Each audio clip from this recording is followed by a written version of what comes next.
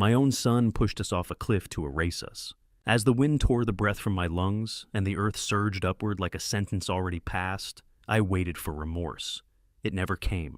Through the violent roar of the fall, my wife's voice cut through the chaos, calm, unwavering, play dead. If we move, they'll finish it. So, we lay broken among rock and blood, listening to their footsteps fade into the dark. He believed gravity would complete his betrayal. He was wrong. I spent 40 years building structures that only collapse when the right force is applied. And now, I am about to become the force that brings him down. I'm truly grateful you're here with me. If you've ever trusted someone who chose money over loyalty, take a moment to hit like it's a reminder that none of us are facing this alone. Before I tell you how I survived the fall and rebuilt my life from the ground up, share in the comments which city you're watching from. I read every message and your support means more than you realize. Also, please note some elements of this story are dramatized for entertainment and reflection. Any resemblance to real people or places is purely coincidental, but the message I'm sharing is intended to offer insight and strength. I am Malcolm Winthrop. I am 72 years old. Until 48 hours ago, I believed I was the head of a strong, accomplished American family, a man who had done his duty, provided well, and earned respect. For 40 years, I worked as a structural engineer. I designed bridges in seismic zones, studied stress tolerances, calculated load distributions down to decimal points. I built structures meant to endure earthquakes, hurricane-force winds, and the relentless erosion of time. I understood failure points. I knew how fractures begin small, invisible weaknesses hidden deep within steel and concrete, quietly expanding under pressure until collapse becomes inevitable. What I did not understand was how blind a man can be to the fault lines inside his own home. One moment I was standing at the edge of a scenic overlook in the North Cascades, watching the sunset spill molten gold across the peaks. The air was crisp and clean-scented with pine sap and cold stone. Mason stood beside me, hands in his jacket pockets, pointing out distant ridgelines, as if we were simply father and son enjoying a peaceful evening. Mallory lingered a few feet behind us, smiling softly, her expression unreadable in the fading light. It was supposed to be a family trip, a gesture of reconciliation, a chance to reset, as Mason had put it. The next moment I felt it. 2 hands on my back. Not an accidental brush, not a stumble, not a playful nudge. A shove, deliberate, controlled, forceful. There was no warning, no shouted argument, no dramatic confrontation. Just pressure sudden and undeniable, followed by the sickening realization that the ground was no longer beneath my feet. Gravity does not hesitate. It does not question motive. It simply acts. My stomach lurched violently as the world dropped away. That impossible sensation of weightlessness swallowed me whole, stripping logic from my mind. I reached out instinctively, fingers clawing at air that offered nothing in return. No rock, no root, no stubborn tuft of grass to cling to. Just empty space and the vast indifference of the canyon. Time distorted. Seconds stretched like wire under tension. I heard Eleanor scream. The sound tore through me, high, terrified, raw. It cut deeper than the fall itself. Then the wind devoured it, shredding her voice into nothing. We were falling together. The landscape blurred into a spinning smear of deep green pines and jagged gray granite. The sky flipped. The earth flipped. Up and down ceased to matter. The impact did not come as one merciful blow. We crashed through the canopy of an ancient fir first. Thick branches lashed across my face like whips tearing skin-ripping fabric. A heavy bough slammed into my ribs with bone-rattling force, stealing what little air I had left. I felt something crack, not bone, but close. The tree slowed us just enough to keep the fall from being immediately fatal. Just enough. We bounced, twisted, and ricocheted through splintering limbs and shredding needles. Bark scraped my arms raw. My shoulder struck something solid and unforgiving. Pain flared in hot, chaotic bursts. Then we hit the slope, and we did not stop. We rolled. The world became violence in motion. Rocks tore through my jacket. Sharp edges sliced my jeans. I felt the fabric give way, then skin. My body struck earth again and again, each impact, sending a dull, meaty thud through my skull. The sound of my own flesh hitting stone was grotesque, animal-heavy final. I tried to shield my head, but there was no control, no leverage, just tumbling helplessness. And then, a brutal sudden stop. I landed on my left side in a shallow depression littered with decaying leaves and jagged scree. I lay there half buried in debris, perhaps 20 meters from the canyon floor. Silence followed. Not peaceful silence, not relief. A stunned, unnatural stillness. For several seconds, maybe more, my brain refused to process what had happened. I stared upward at the darkening sky. The treetops swayed gently in the evening breeze, as if the world had not just attempted to kill me, as if nothing had happened at all. Then the pain arrived. It did not creep in gradually. It detonated. A white-hot spear of agony shot up my left leg so intense it stole the air from my lungs before I could inhale. My vision blurred. Black dots crowded the edges. I tried to shift my weight to orient myself, but nausea surged violently, threatening to pull me into unconsciousness. I forced myself to look down. My left leg was bent at an angle that defied anatomy. The tibia had snapped cleanly. I knew that sound. I had heard steel cables snap under catastrophic tension during site inspections. The crack of my own bone was different, dry, hollow, disturbingly intimate. The pain pulsed in rhythm with my heartbeat, each throb sending red flashes across my vision. Eleanor, the name scraped out of me. Panic broke through the fog. I turned my head, despite the screaming protest of my neck. She lay 3 feet away, tangled in the exposed roots of a huckleberry bush. Her body was twisted unnaturally. She wasn't moving. Her silver hair, usually brushed and elegant, was filled with pine needles and dirt. Patty, I rasped. My throat burned with dust and copper. I tasted blood. I must have bitten my tongue during the fall. Patty, please. No response. A deeper cold settled in my chest, colder than the mountain air, colder than the granite beneath me. I could not lose her. Not like this. Not after everything. Ignoring the agony in my leg, I dragged myself toward her. Every inch felt like crossing a battlefield. I dug my fingers into loose soil and pulled. Rocks tore at my stomach and ribs. My broken leg screamed with each shift of weight, but I refused to stop. Pain became background noise. Reaching her shoulder, I touched her gently. Warm, she gasped. The sound was wet and ragged. Her eyes flew open wide, unfocused, terrified. Blood streamed down from a deep gash near her hairline, running into her left eye. It painted her face crimson against the dirt. She coughed. Pink foam bubbled at the corner of her mouth. The sight chilled me more than the fall itself. Pink foam meant blood in the lungs. Internal injury, possibly worse. "Stay with me," I whispered, though my own voice trembled. "Stay with me, Patty." Her gaze shifted slowly, recognition dawning through the shock. Her fingers twitched, brushing weakly against my sleeve. Above us, the canyon walls loomed silent and indifferent. Somewhere far above, my son believed his problem had been solved. But we were still breathing. Ribs, I thought. Her ribs have punctured a lung. As a former head nurse, she would know exactly what was happening to her, which terrified me even more. "We need help." I choked out tears mixing with the grit on my face. My hand went to my pocket for my phone, but it was gone. It must have flown out during the tumble. "I have to call Mason. He must be terrified. He must be looking for us." I filled my lungs, preparing to scream my son's name, to let him know we were alive, that we had miraculously survived the fall. I opened my mouth. "Bays, help us, we are down." Suddenly a hand slammed over my mouth. It wasn't gentle. It was forceful, desperate, pressing my lips against my teeth until I tasted more blood. It was Eleanor. Her eyes were locked onto mine. The terror in them had vanished, replaced by a steeliness I hadn't seen since she worked in the emergency room 30 years ago. She shook her head violently, her bloody fingers digging into my cheeks. "Don't," she hissed. The word was barely a breath, but it carried the weight of a command. I stared at her confused, my brain sluggish from the shock. "What are you doing?" I tried to mumble against her palm. "That's our son up there." "Shut up, Malcolm," she whispered, her voice trembling, not with fear but with a horrifying realization. "Look up. Just look up." I followed her gaze through the gaps in the fir branches way up at the edge of the cliff where the guardrail ended. I saw them, 2 silhouettes against the twilight sky. They were small from this distance, just black shapes, but I knew them. The slump of the shoulders, the way the taller figure stood with his hands in his pockets. Mason, and beside him Mallory. They weren't running in panic. They weren't shouting our names. They weren't scrambling down the path in horror. They were standing perfectly still. From where I lay, twisted among the dead leaves and broken branches, I could see their silhouettes at the cliff's edge, 2 dark figures against the fading sky.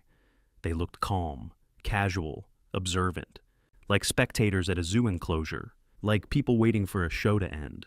"Listen," Eleanor whispered. Her voice was barely air. She slowly lifted her hand from my arm, but kept one trembling finger pressed to her lips. Even in the dim light, I could see the urgency in her eyes.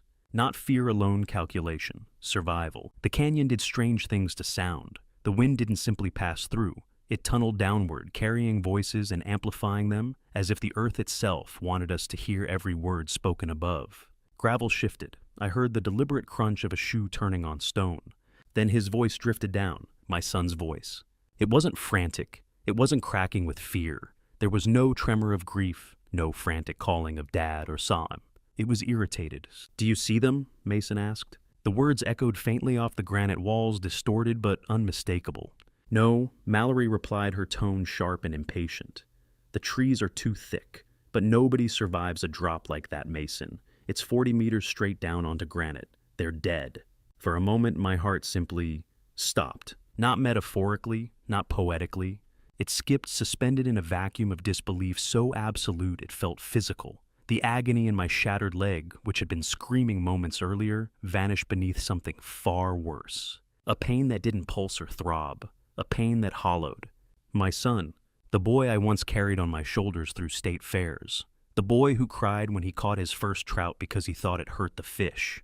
The boy whose college tuition I paid by working double shifts for 3 years straight. He wasn't checking if we were alive. He was confirming the kill. "Are you sure?" Mason asked again, and this time there was tension in his voice, but not sorrow. Anxiety. "I need to be sure, Mal. The insurance policy won't pay out if it looks like a disappearance. We need bodies. Insurance policy. Bodies." The words felt clinical, transactional. "They'll find the bodies eventually," Mallory scoffed. "Just call 911, put on the act. Tears panicked the whole show. Tell them they slipped while taking a selfie. It's a tragedy, remember?" I lay frozen, my breath lodged painfully in my throat. The metallic taste of blood pooled beneath my tongue. I turned my eyes toward Eleanor. Tears streamed silently down her face, carving clean paths through the dirt and drying blood on her skin. Her mouth was pressed tight, jaw clenched so hard I could see the muscle fluttering. She didn't sob. She didn't gasp. She squeezed my hand hard. Her knuckles turned white, her grip fierce despite the crimson streaking her temple. "Do not move," she mouthed, her eyes locking onto mine with an intensity I had never seen before. "If they hear us, they won't call for help. They will throw rocks until we stop moving. Play dead, Malcolm, for the love of God, play dead." A sob surged upward inside me, violent, primal, demanding release. I wanted to scream. I wanted to roar my son's name into the canyon and curse him until the cliffs cracked. I wanted to ask him why, but survival demanded silence. I bit my lip until fresh blood flowed. I forced my limbs to slacken. I let my head roll slightly to one side, as if lifeless. I closed my eyes, leaving the smallest slit open so I could still see their shapes above. I lay there among rotting leaves and snapped branches, breathing in the damp scent of pine and earth, listening as my son discussed the most efficient way to report my death. I was a structural engineer, a man who trusted physics and logic, load-bearing calculations, reinforced steel, predictable forces. I thought I understood failure points, but as darkness thickened inside the canyon, I realized something devastating. I had never truly understood the structure of my own family. The bridge between father and son hadn't eroded over time. It hadn't cracked under pressure. He had blown it up while I was still standing on it. "Let's go," Mason finally said, his voice receding as he stepped away from the edge. "It's getting cold, cold." I watched their shadows withdraw. I listened as the gravel stopped crunching.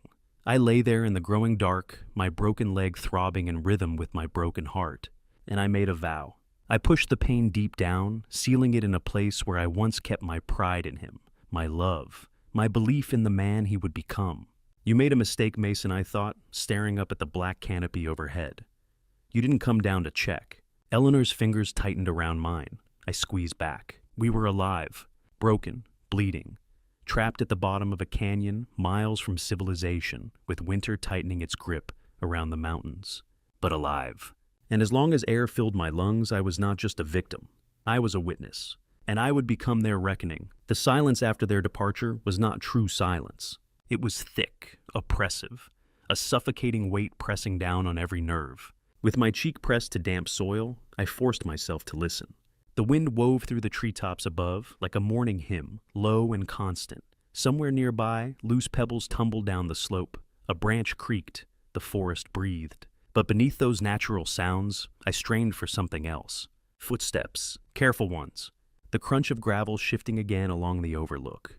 They were still there. I swallowed the urge to move. My leg throbbed violently, each pulse a hammer blow against bone. Sweat cooled on my skin, sending tremors through my body.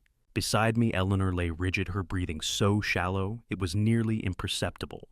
We must have looked like discarded mannequins thrown down a hillside. Broken statues, waiting to see whether the sculptor would attempt repair or smash what remained. The wind shifted direction, funneling sound straight down the cliff face. And then I heard his voice again. It drifted down through the canyon, warped by distance and wind, yet unmistakable. I had known that voice for 38 years. It had once called for me in the night, afraid of shadows. It had once trusted me to protect it from imagined monsters beneath a childhood bed. Now it was calculating whether the monsters had succeeded. "I can't see them," Mason said. There was no panic in his tone, no hysteria, no grief. It wasn't the voice of a son devastated by a terrible accident. It was tight, controlled, strained, in the same way he sounded when he had missed a mortgage payment or dented my car at 17. It was the voice of a man worried about consequences, not loss. "Are you sure, Mallory? That's a long way down. What if they're just hurt?" My eyes burned. Tears slipped sideways into the dirt coating my face. I begged silently, desperately. "Please, Mason, call out. Shout my name. Pretend this was an accident. Give me one reason to believe I did not raise a stranger." The reply came sharp and cold. "Stop pacing, Mason." "Mallory." Her voice sliced cleanly through the wind. It wasn't raised. It wasn't frantic. It was calm, measured, almost clinical, and that steadiness made it far more terrifying than any scream could have. The canyon carried her words downward with brutal clarity, as if the earth itself wanted us to hear the full extent of her composure. This was the woman we had welcomed into our home with open arms. The woman Eleanor had hugged in the kitchen, while showing her how to make her grandmother's stew. The woman whose student loans I had quietly paid off 2 years earlier, so Mason wouldn't begin his marriage with debt chained to his ankles.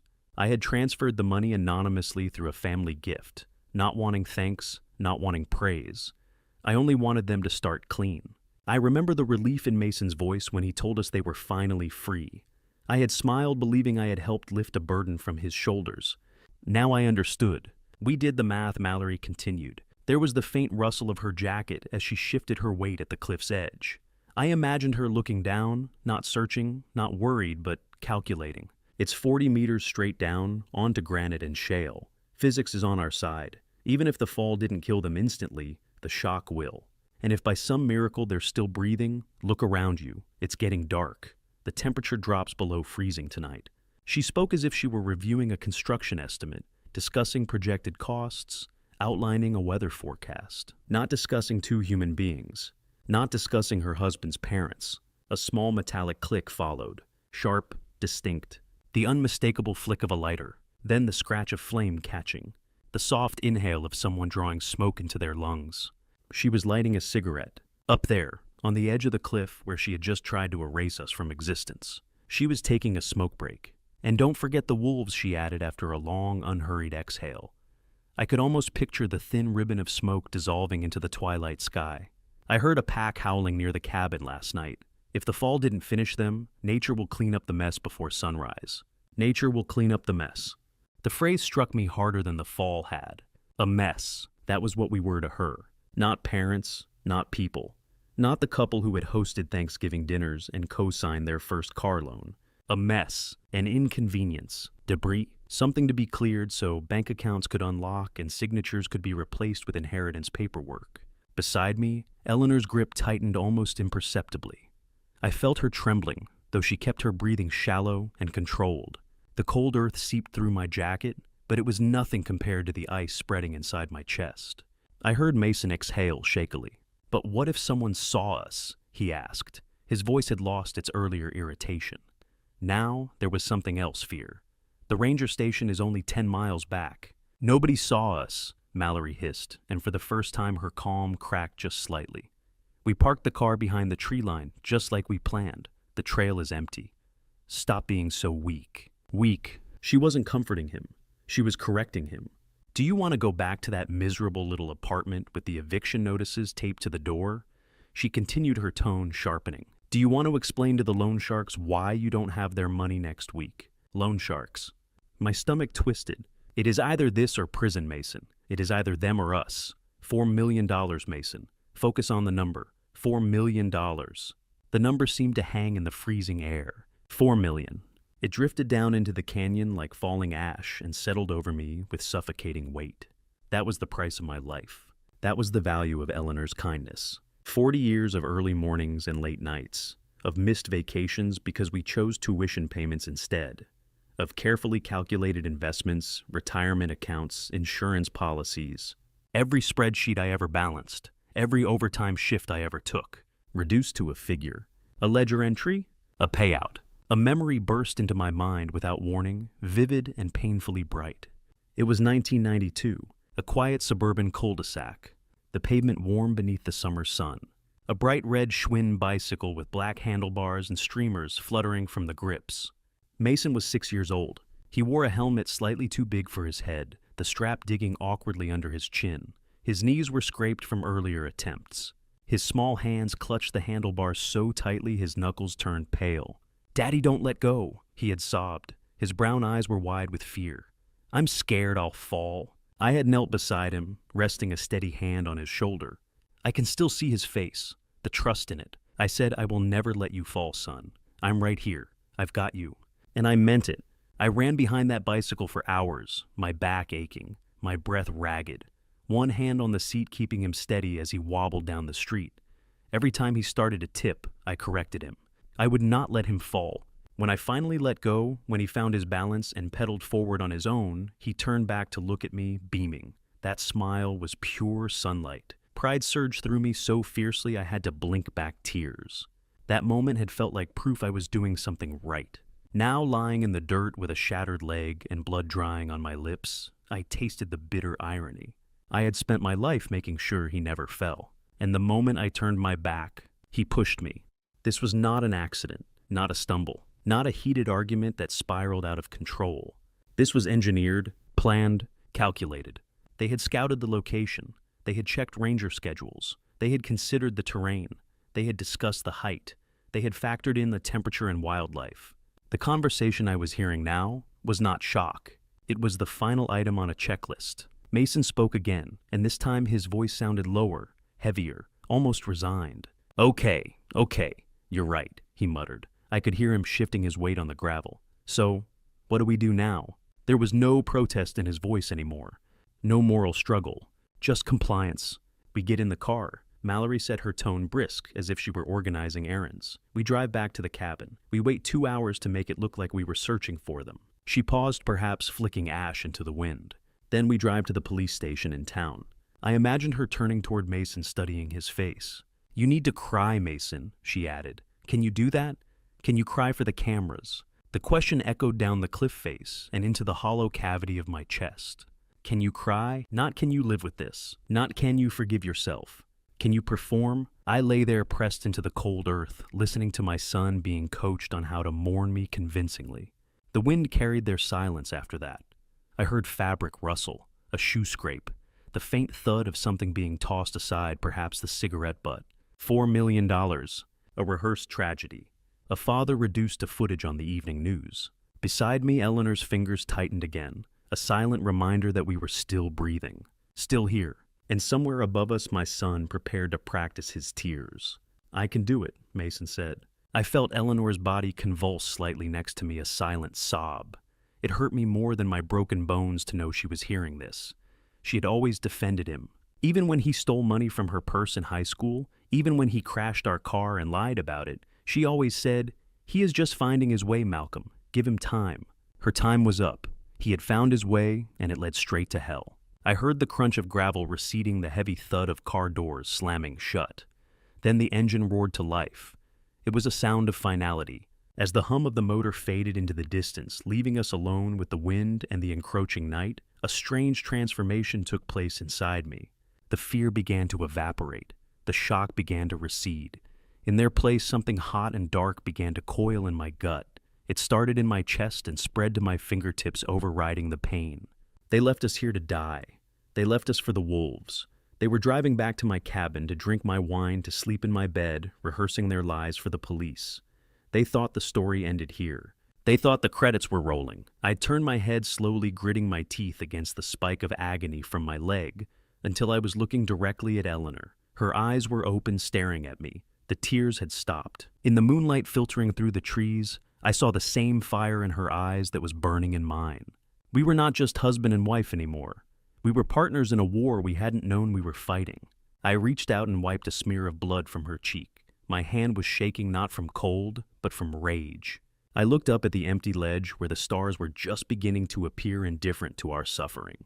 I did not pray for salvation. I did not pray for a rescue helicopter. I prayed for strength. If God does not take me tonight, I whispered into the darkness, my voice raspy but steady as stone, then I swear on my life they will wish they had checked the bodies. Eleanor nodded, a single sharp movement. She squeezed my hand, her grip like a vice. "Let us get out of here," she whispered. I dug my fingers into the freezing mud, dragging my broken body forward.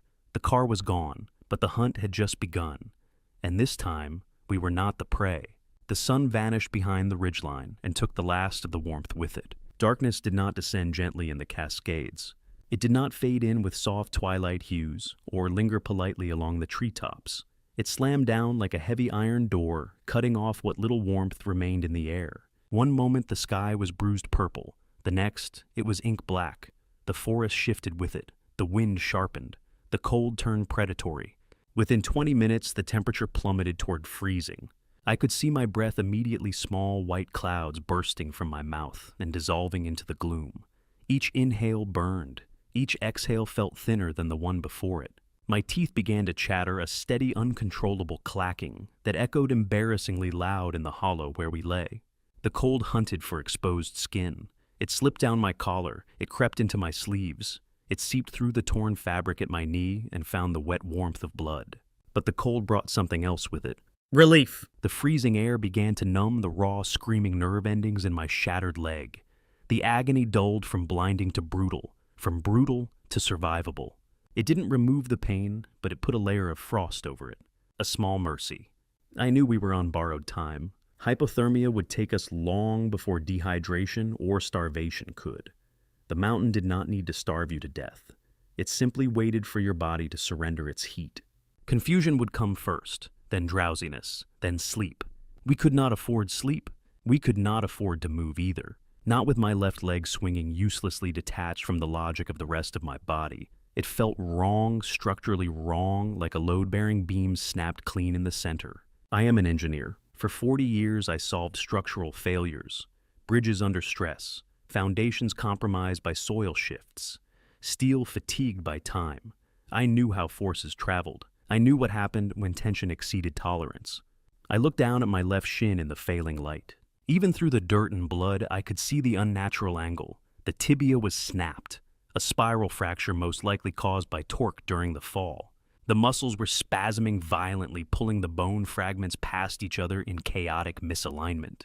The column had failed, and if I did not realign it, it would continue to collapse. "Eleanor," I said, forcing steadiness into my voice. It came out tighter than I intended. "I need your belt." She did not ask why. She did not question the request or argue the necessity. She was already shivering violently. Shock and blood loss were draining her strength. Her face was pale beneath the dirt streaked across her cheek. But she fumbled with the buckle of her heavy canvas hiking belt fingers, trembling so badly she had to try twice before it came loose. She handed it to me. Her hands were ice cold. "I need you to hold my shoulders," I told her. I kept my tone practical, clinical. If I allowed emotion in, I would lose control. "I'm going to set the bone. If I pass out, slap me. Do not let me sleep." Her eyes widened briefly, but she nodded. She shifted behind me, bracing her knees against my back for leverage. Then she wrapped her arms around my chest, locking her hands together just below my collarbone. I could feel her heart pounding against my spine, fast and terrified. We were two broken people trying to act like we weren't. I scanned the hollow around us and spotted a sturdy branch of driftwood nearby, weathered smooth by wind and water, about the length of my calf. It was solid, straight enough. It would have to do.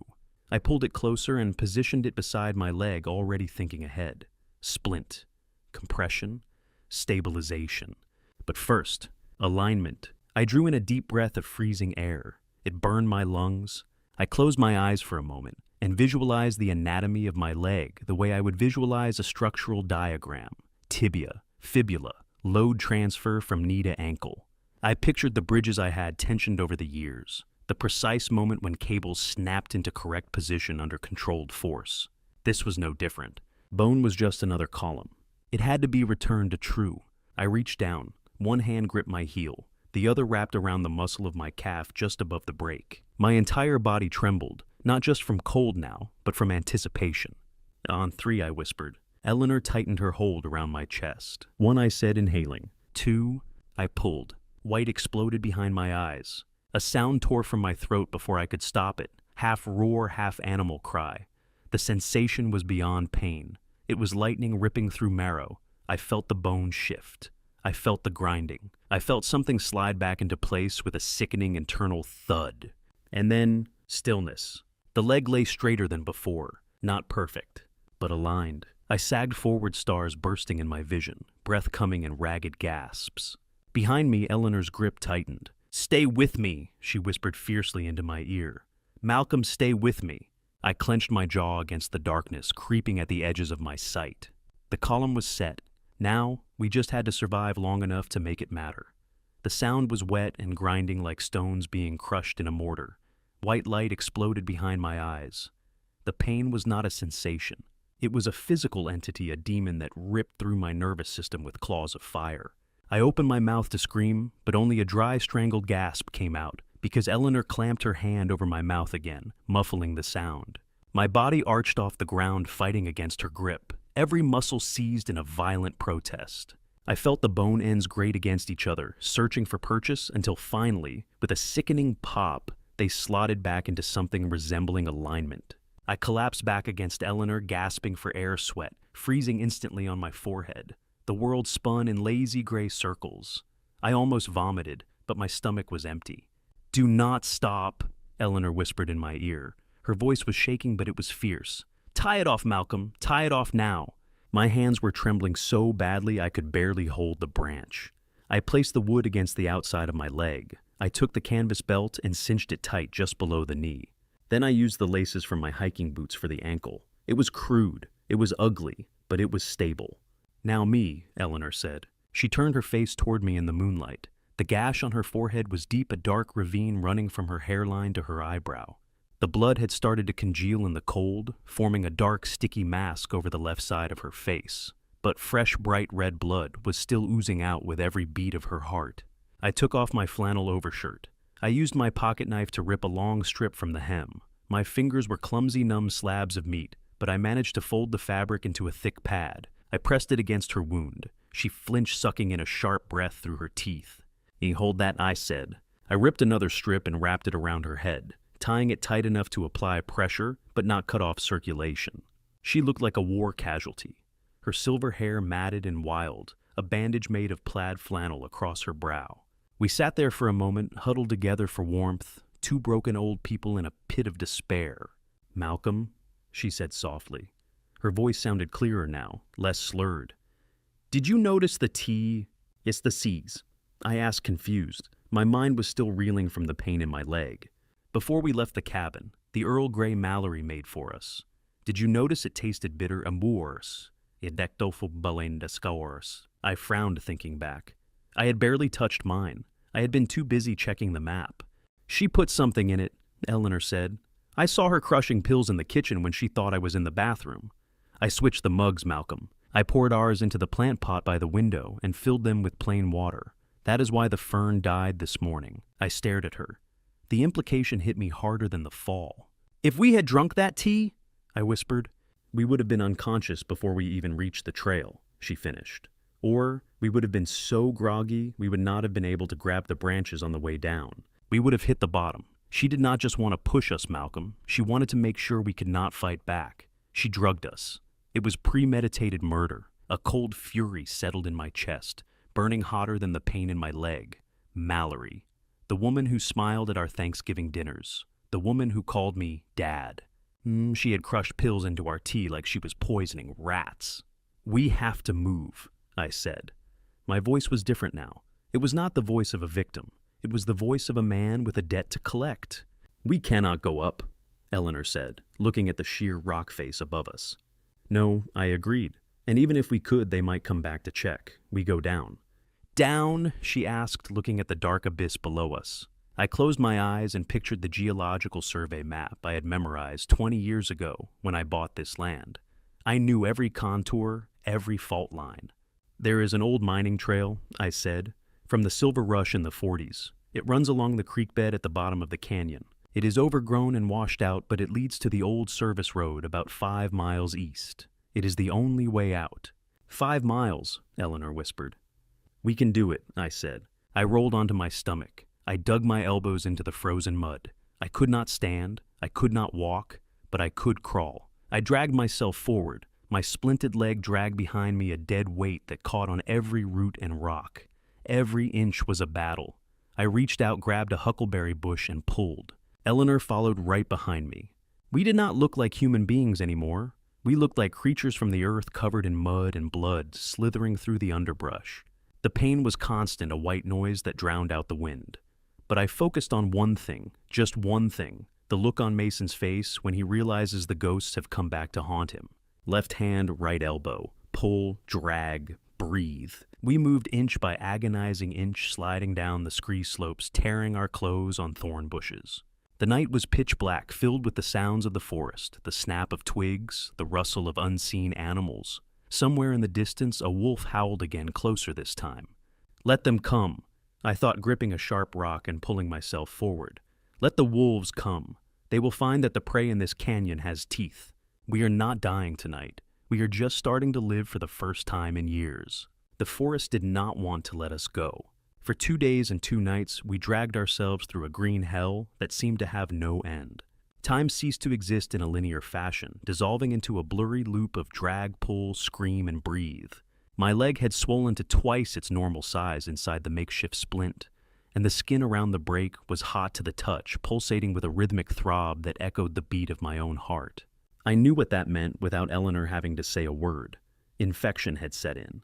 The fever dreams started on the second afternoon, transforming the shadows of the trees into looming monsters and the sound of the wind into the whispers of my dead ancestors calling me home. "Malcolm, stay with me." Eleanor would urge, her voice raspy and weak, but relentless. "Just to that ridge, just to that big oak tree." She was the only reason I was still moving. My wife, who had spent 40 years organizing charity dinners and tending to her rose garden, had transformed into a creature of pure iron. She cleaned my forehead with snow. She forced me to chew on pine needles for vitamin C. She checked the circulation in my blackening toes every hour, but even she was beginning to fade. The bleeding from the cut along her hairline had slowed, crusting dark against her temple, yet her strength was draining away with every step. Her eyes looked hollow, bruised by exhaustion and shock, and whenever we paused to rest, her hands trembled so violently I had to steady them in mine. The mountain was taking its toll. When the roofline of our cabin finally came into view, the sun was sinking behind the ridges on the second day. Under any other circumstance, seeing that cedar and stone structure, my design, my craftsmanship, would have meant safety. I had drawn those blueprints myself. I had overseen every beam, every stone laid into place. Instead, the sight felt like mockery. A thin ribbon of smoke drifted from the chimney. Warm, golden light spilled from the windows onto the snow, painting the clearing in an almost magical glow. It looked like a postcard, an idyllic mountain retreat wrapped in comfort and peace. But inside that glow, inside the refuge I had built to shelter my family, sat the man who had tried to kill us. "We're not going to the front door," I rasped. My throat felt shredded raw, every word scraping like glass. "Around back. The root cellar." Eleanor blinked at me, confusion clouding her fever-bright eyes. "The root cellar's locked from the inside, Malcolm." "Not that one," I said quietly. "The other one. The one I never told the kids about. Years earlier, during the Cold War paranoia that had gripped so many men of my generation in the 1980s, I had allowed fear to guide my planning. When we poured the foundation for this cabin, I excavated an additional chamber, a reinforced storm shelter, encased in concrete and steel. It was accessible only through a concealed hatch hidden in the retaining wall behind the house, and a discreet panel in the library. I had jokingly referred to it as my doomsday insurance policy. I never imagined that the catastrophe I was preparing for would wear my son's face. We moved in a wide arc through the brush, keeping our distance from the manicured lawn. I knew exactly where the motion sensors were placed. I knew how quickly the security lights would flare to life if we stepped into their range. The irony burned. I was creeping through the shadows like an intruder, terrified of the very system I had installed to keep intruders out. $40,000 worth of cameras and sensors now serving my enemy. The hidden entrance lay buried beneath a snarl of neglected blackberry brambles. Thorns ripped at what remained of our clothing and sliced into exposed skin as we clawed the overgrowth aside. My hands were so numb from cold and shock that I barely felt the cuts. Beneath a carefully placed artificial rock, my fingers found the metal latch. It was stiff with rust. 15 years of disuse had sealed it tight. "Help me," I muttered, forcing my shaking fingers into the groove. Eleanor laid her hands over mine. Together we pulled. White-hot agony shot up my broken leg, but I swallowed the scream rising in my throat. The metal hinge shrieked in protest, a harsh grinding sound that seemed deafening in the still night. We froze instantly, listening for any sign that Mason had heard. Only the wind answered, whipping along the eaves and masking the noise. With one final desperate heave, the hatch tore free. A dark opening yawned beneath us, exhaling the stale scent of damp earth, cold concrete, and long-buried secrets. "Get in," I whispered. We slid into the darkness, closing the heavy steel door above us. The silence was instant and absolute. We were inside the belly of the house now. I fumbled for the emergency flashlight I had left on the hook 2 decades ago. Miraculously, the batteries still held a faint charge, casting a sickly yellow beam onto the concrete walls. Now came the hardest part, the ladder. It was only 10 feet up to the trapdoor that led to the space behind the library bookshelf. But with a broken leg, it might as well have been Mount Everest. I had to pull myself up, using only my upper body, dragging the dead weight of my leg behind me, gritting my teeth so hard I thought they would crack. Every rung was a fresh torture. I was sweating profusely, the fever making me dizzy, swinging between burning hot and freezing cold. "You can do this, Malcolm," Eleanor whispered from below, pushing at my good foot to give me leverage. "You built this house. You own this house. Take it back." I reached the top. I found the release mechanism, a small lever hidden in the masonry. I held my breath and pulled. The hydraulics hissed softly, still functional after all these years. The false wall slid open just an inch, enough to let in a slice of light and the muffled sound of jazz music. We were in the panic room, a narrow space sandwiched between the library and the master bedroom. It was dusty and cramped, filled with old tinned food and dusty blankets. But on the far wall was a bank of small, outdated CRT monitors connected to the hardwired CCTV system I had installed inside the walls. This was not the modern Wi-Fi connected system Mason controlled on his phone. This was the original closed-circuit loop that ran on an independent power supply. Mason didn't know it existed. He didn't know I could see him. I slumped into the dusty chair in front of the console. My vision was swimming. I wiped the sweat from my eyes and flicked the master switch. The screens hummed to life. Static danced for a moment, gray and fuzzy, before resolving into grainy black and white images of the rooms beyond the wall. My heart hammered against my ribs. I saw the kitchen empty but messy with takeout containers. I saw the hallway, and then I saw the living room. The camera angle was high, looking down from the corner of the ceiling. There he was, Mason. He was sitting on my leather Chesterfield sofa, his feet propped up on the antique coffee table Eleanor had spent months restoring. He was wearing my cashmere robe. The audacity of it stole the breath from my lungs. He looked relaxed. He looked comfortable. There was no remorse on his face, no shadow of guilt for the parents he believed were currently being eaten by wolves at the bottom of a ravine. He reached out to the side table and picked up a bottle of wine. I leaned closer to the screen, squinting through the grain. I recognized the label immediately. It was a Chateau Margaux, 1996. I had been saving that bottle for his 40th birthday. I had bought it the year he graduated high school, promising myself we would drink it together when he became a man. He poured a glass, swirling the dark liquid casually. He took a sip, closed his eyes, and smiled. It was a smile of pure, unadulterated satisfaction. Beside me, Eleanor let out a small, broken sound. It wasn't a sob, it was a growl. She was watching the screen, her hand gripping my shoulder so hard, her nails dug into my flesh. "He is drinking your wine," she whispered. "He killed us, and now he is drinking your wine." I watched my son savor the vintage I had saved for him. The image burned itself into my retinas, searing away the fever, searing away the pain, searing away the last remnants of fatherly love. The man on that screen was not my son. He was a parasite, and I was the host who was finally going to purge him. I reached out and adjusted the contrast on the monitor, sharpening the image of his smiling face. "Enjoy it, Mason," I whispered to the glowing screen. "Enjoy the best glass of wine you will ever have, because it is going to be your last." The blue light of the CRT monitors washed over my face, casting long, dancing shadows against the concrete walls of our small sanctuary. Beside me, Eleanor huddled under a moth-eaten wool blanket, her eyes glued to the screen, with a mixture of horror and fascination. We were like ghosts haunting our own home, watching the living rearrange the narrative of our existence.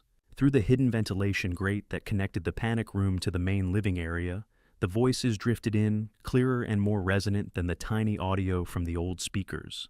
I saw the flashing red and blue lights reflecting off the living room window before I saw the man himself. It was Sheriff Miller. I knew Jim Miller. We had fished together on weekends. He was a good man, honest and hardworking, but he was not a detective. He was a man who saw the best in people, and right now that virtue was being weaponized against him.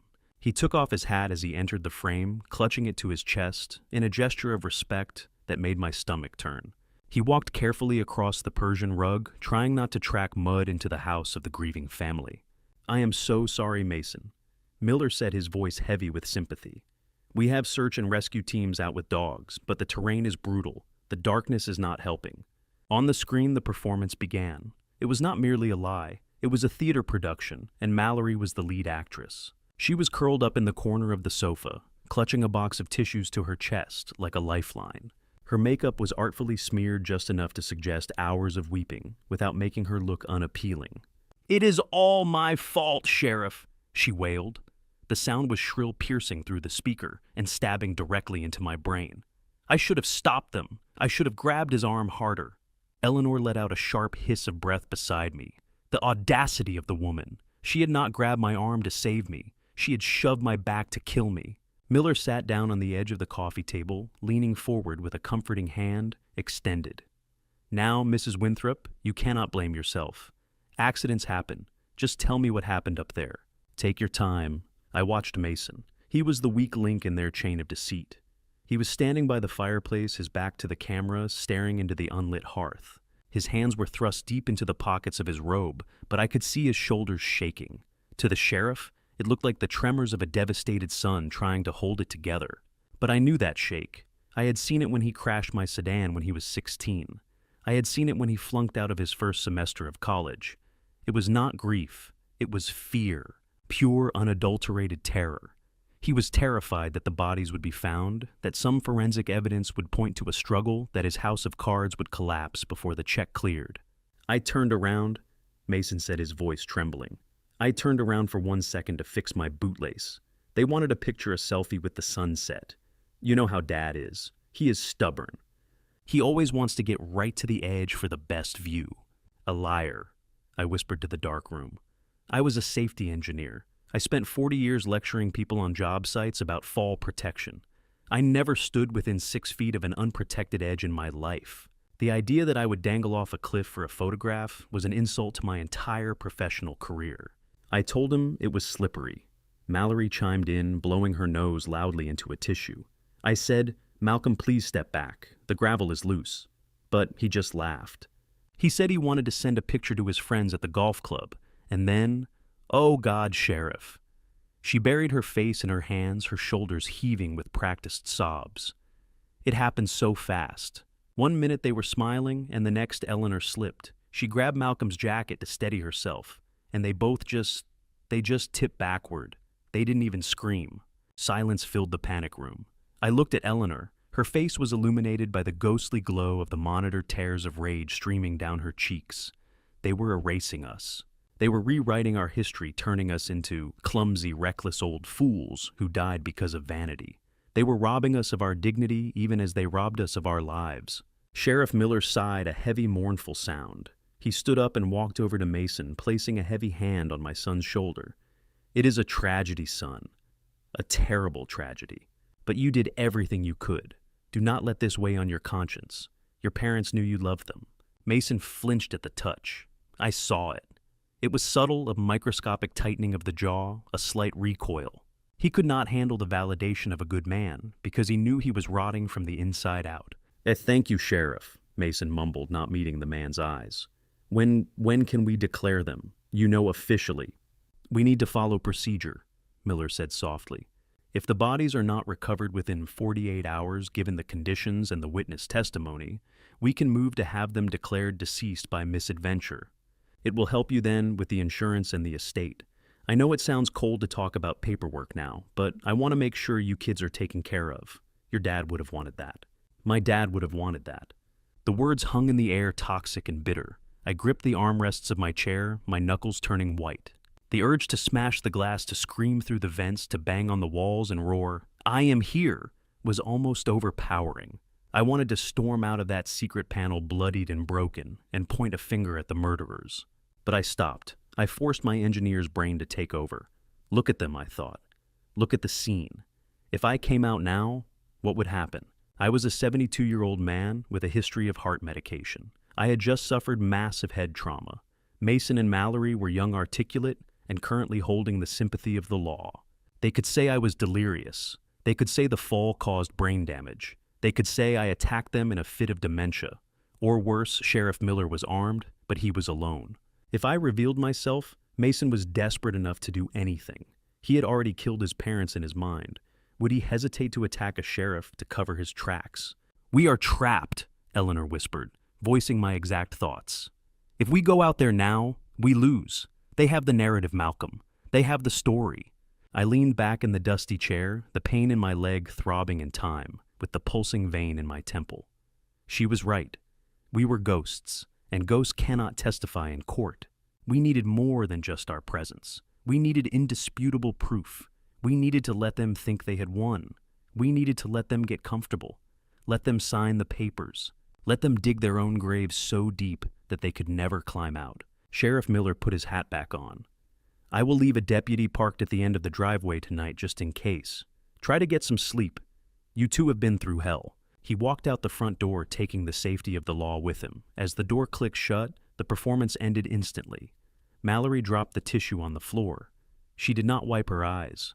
She stood up, walked to the window, and watched the cruiser pull away. "He bought it," she said, her voice completely devoid of the tremor she had used seconds ago. "He bought every word."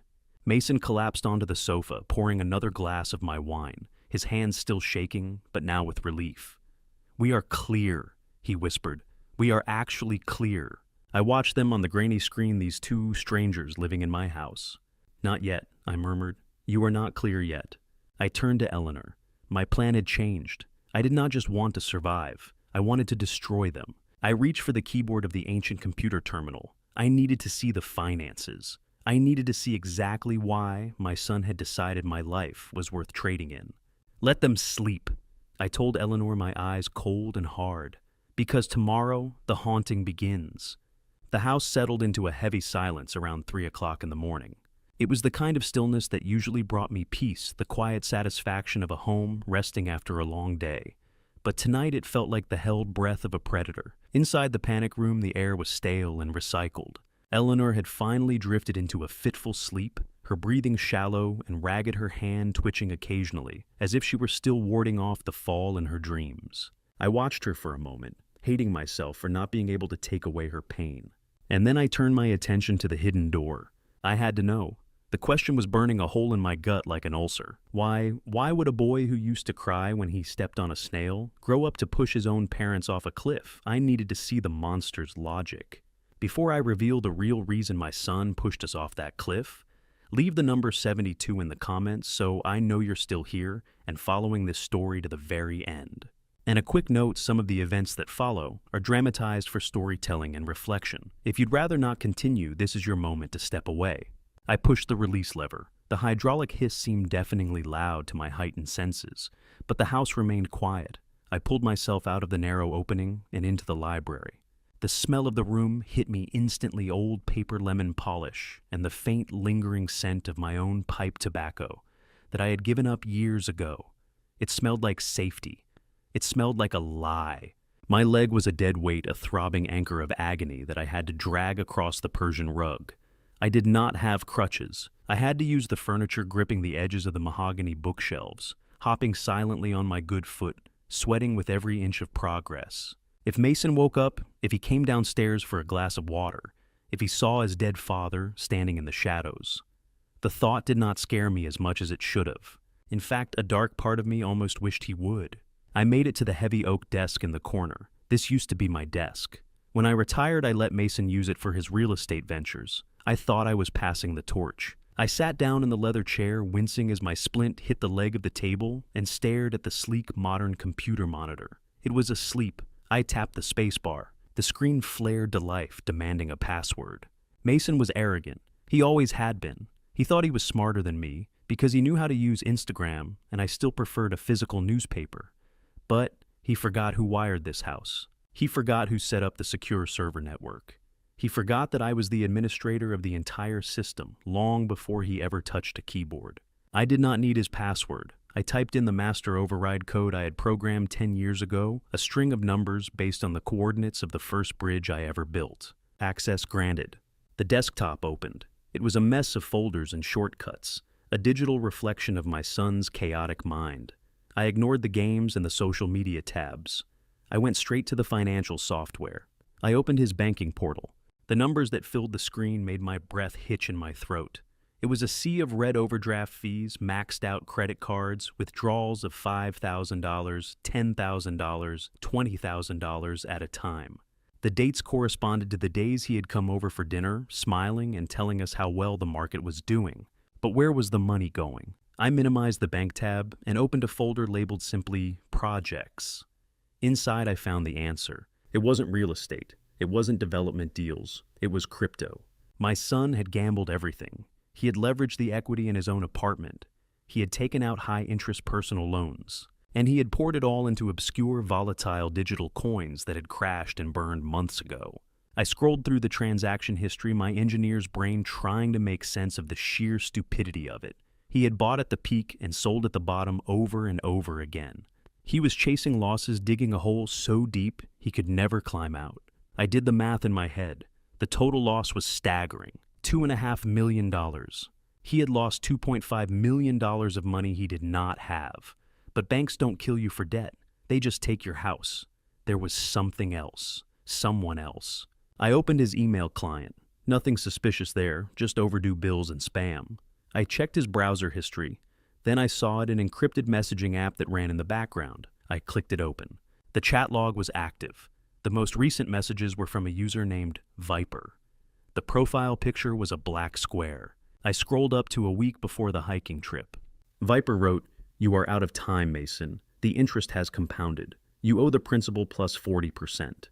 Mason replied, "I need more time. Please, I have a plan. I just need a few more days to liquidate some assets." Viper, "We do not want assets. We want cash. You have until the end of the month or we send someone to collect. And we do not collect with a briefcase. We collect with a baseball bat." My hands were shaking so hard I could barely hold the mouse. This was it. This was the pressure cooker he had been living in. But then I saw the message that stopped my heart. It was dated 3 days ago, the day before he invited us to go to the mountains. Viper wrote, "We know where your parents live. We know they have a nice, secluded cabin. If you do not have the money by next Friday, you are going to go swimming with them. And I do not mean in the pool. I mean with concrete shoes." I stared at the screen. The white text on the black background blurred as tears of rage filled my eyes. There it was. The motive. It wasn't just greed. It was survival. He was terrified. He was cornered like a rat by violent men. And in his desperate, twisted mind, he did not see his parents as people who could help him. He saw us as a piggy bank to be smashed. He had looked at me. He had looked at the father who raised him. And he had calculated that my life insurance and the value of this estate would cover the $2. $5 million he owed the mob, with enough left over for him to start fresh. He did not push us off that cliff because he hated us. He pushed us off because we were the collateral for his mistakes. I pulled my phone out of my pocket. No, I realized I didn't have my phone. I grabbed the digital camera that was sitting on the desk, a fancy DSLR he had bought, to take pictures of properties he never sold. I turned it on and started taking photos of the screen. Click. The bank statements showing the ruin. Click. The crypto trading logs showing the gambling addiction. Click. The threat from Viper threatening to kill us all. I zoomed in on the last message from Mason to Viper, sent yesterday after he came back from the cliff. Mason wrote, "It is done. There was an accident. The payout will be in 2 weeks. Back off until then." It is done. That was how he described the murder of his parents. A task completed, a box checked. I sat there in the dark study, the light of the monitor illuminating my tear-stained face. I felt a profound shift inside me. The last tiny ember of hope, the microscopic part of my heart that still wanted to believe this was a misunderstanding, was extinguished forever. I was not a father anymore. I was a structural engineer looking at a building that was too rotten to be saved. There is only one thing you can do with a structure that is compromised to its core. You do not patch it. You do not paint it. You demolish it. I turned off the monitor, plunging the room back into darkness. I gripped the edge of the desk and pulled myself up. The pain in my leg was screaming, but it was nothing compared to the agony in my soul. I had the evidence. I had the motive. I had the weapon. I began the slow, painful drag back to the panic room. I had to show Eleanor. I had to show her that the boy she was mourning was already dead. He died the moment he decided that our lives were worth less than his gambling debts. And when I destroy him, I thought as I slipped back through the hidden panel, I won't just be saving ourselves. I will be finishing the job the loan shark started, but I will do it legally. I will do it publicly, and I will leave him with absolutely nothing. The morning sun filtered through the ventilation shafts, bringing with it a sliver of natural light that felt like a mockery of our imprisonment. Inside the panic room, the air was heavy with the smell of dust and dried blood. My leg was a constant throbbing reminder of my own foolishness, pulsing in time with the second hand of the clock on the wall. We had survived the night, but the day promised new horrors. I sat before the bank of monitors, my eyes gritty with exhaustion, watching the routine of my own household unfold without me. Around 10 o'clock, the doorbell rang. The sound echoed through the speakers, a crisp, cheerful chime that I had installed myself. I watched on the hallway camera as Mason shuffled to the door. He looked terrible. His skin was pale, his eyes sunken, and he was still wearing yesterday's clothes. Guilt and fear were eating him alive, and for a fleeting second, I felt a pang of pity. But then I remembered the cliff. I remembered the shove, and the pity evaporated like mist. He opened the door to reveal Robert Hartman. I let out a breath I didn't know I was holding. Hartman was our family attorney. He was a man I had trusted for 20 years. I had invited him to 4th of July barbecues. I had referred my biggest clients to him. Seeing him there gave me a flicker of hope. Surely he was there to talk sense into Mason. Surely he would notice how erratic my son was acting. I leaned closer to the screen, desperate to hear a voice of reason. Hartman stepped inside carrying his leather briefcase. He looked professional serious, the picture of legal competence. "Is she up?" Hartman asked. His voice was low conspiratorial. "In the kitchen," Mason mumbled. "She's making coffee." Hartman nodded and walked past Mason without even shaking his hand. He headed straight for the kitchen. I switched the camera feed, my fingers flying over the console keys. The kitchen camera was positioned above the refrigerator, giving a wide view of the granite island where Eleanor and I had shared thousands of breakfasts. Mallory was standing by the coffee maker, her back to the door. When she heard Hartman's footsteps, she turned around. I expected a polite greeting. I expected a discussion about search warrants or insurance claims. Instead, I watched my world fracture for the second time in 3 days. Hartman dropped his briefcase on the floor. Mallory crossed the room in 2 strides. And then right there in the kitchen, where I had taught my son to bake cookies, my daughter-in-law threw her arms around my lawyer's neck and kissed him. It wasn't a friendly kiss. It was passionate. It was hungry. It was the kiss of 2 people who had been intimate for a long time.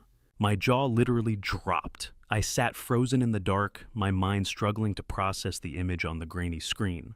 Beside me, Eleanor gasped a sharp intake of air that sounded like she had been stabbed. They separated, but Hartman kept his hands on her waist. He looked down at her with a smirk that made my skin crawl. "Did he suspect anything?" Hartman asked, tilting his head toward the living room, where Mason was pacing. "He is a wreck," Mallory scoffed, pouring 2 cups of coffee. "He is crying every 5 minutes. He is terrified of the police. He thinks he is the mastermind Rob. It is pathetic." Hartman laughed. It was a cold, cruel sound. "Let him cry. It makes him look innocent. The more unstable he looks, the better it is for us. I stared at the screen, my blood running cold. Us. There was no Mason in that equation.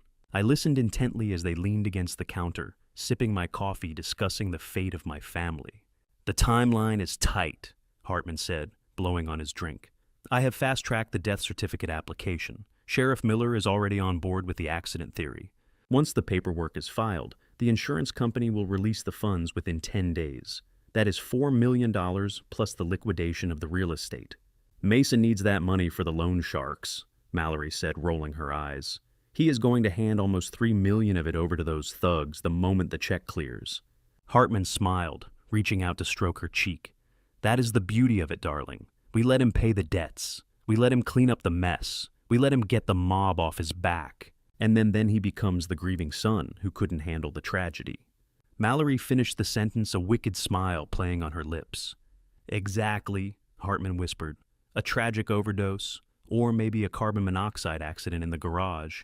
He is already distraught. He has a history of depression. Who would question it? The grieving son joins his parents. It is poetic, really. I felt a wave of nausea roll over me. This was the second layer of the trap. Mason thought he was the player, but he was just a pawn. He had killed his parents to save his own skin, not realizing he was digging his own grave. Mallory and Hartman were not just stealing my money. They were using my son as a disposable tool to launder the inheritance before discarding him like trash. Hartman pulled her close again. And then the widow inherits everything.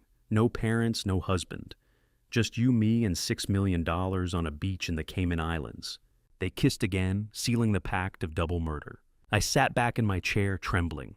The betrayal was total. There was no one left. The law, the family, the friends, everyone was either a wolf or a sheep being led to the slaughter. I looked at Mason on the other monitor, sitting alone in the living room, staring at his hands. He was a murderer.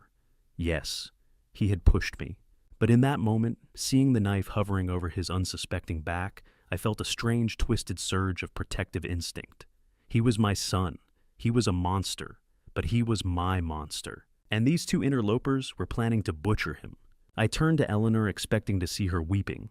I expected to see the broken mother who had been sobbing over her son's lost soul. But the woman sitting next to me was dry-eyed. She was sitting on a crate of emergency rations, her back straight, her face illuminated by the blue light of the monitors. In her hands, she held a small paring knife we had found in the supply kit. It was dull, cheap metal. She picked up a loose piece of concrete from the unfinished floor of the panic room. Scrape, scrape, scrape! The sound was rhythmic and chilling. She was sharpening the blade. Eleanor. I whispered, a little afraid of the look in her eyes. She didn't look at me. She kept her eyes glued to the screen, watching Mallory laugh at something Hartman said. They are not taking him, she said softly. Her voice was devoid of emotion, stripped of all warmth. It was the voice of a judge pronouncing a death sentence. Mason is ours to punish Malcolm. I brought him into this world. I failed to raise him right, and now he has failed us. But he belongs to us. Scrape, scrape, scrape! She tested the edge of the knife with her thumb. A thin line of red blood appeared on her skin. She didn't flinch. That woman, Eleanor said, pointing the knife at Mallory's image on the screen, she sat at my table. She called me Mom. And now she plans to kill my son after she made him kill me. She turned to me then, and the fire in her eyes was terrifying. It was not the fire of madness. It was the cold blue flame of absolute resolve. We are not just going to send them to prison, Malcolm. We are going to break them. We are going to make them turn on each other. I want to see the fear in her eyes that she put in Mason's. I looked at the knife, then at the screen, and then back to my wife. The gentle nurse was gone. The loving grandmother was gone. In their place sat a warrior who had realized that mercy was a luxury we could no longer afford. You are right, I said, reaching out to cover her hand, stopping the sharpening motion. We will break them, but we won't use a knife. We have something better. I pointed to the computer terminal. We have the truth, and we are going to feed it to them one drop at a time until they drown in it. I looked back at the screen where Hartman was now checking his watch, preparing to leave. He looked so confident, so untouchable. Go ahead, Robert, I thought. File the papers. Set the trap. You think you are the hunter, but you have no idea that you were locked in a cage with two lions you thought were dead. And the lions are hungry. The panic room was silent, except for the low hum of the ventilation system and the rhythmic scratching of Eleanor's knife against the concrete floor. She had stopped sharpening it hours ago, but she kept moving the blade back and forth, a hypnotic motion that told me she was deep in thought planning, calculating. I turned away from the monitors where the image of my empty living room flickered in black and white. We had seen enough. We knew the players. We knew the stakes. Now, we needed an army. I limped over to the metal locker in the corner of the room. My leg was stiff, the swelling straining against the leather belt I had used as a tourniquet. The pain had become a dull, constant companion that I could ignore. I spun the combination lock left, to 30 right, to 15 left, to 9. The heavy door creaked open, revealing shelves stocked with MRE's water jugs, and on the top shelf, a heavy dust-covered Pelican case.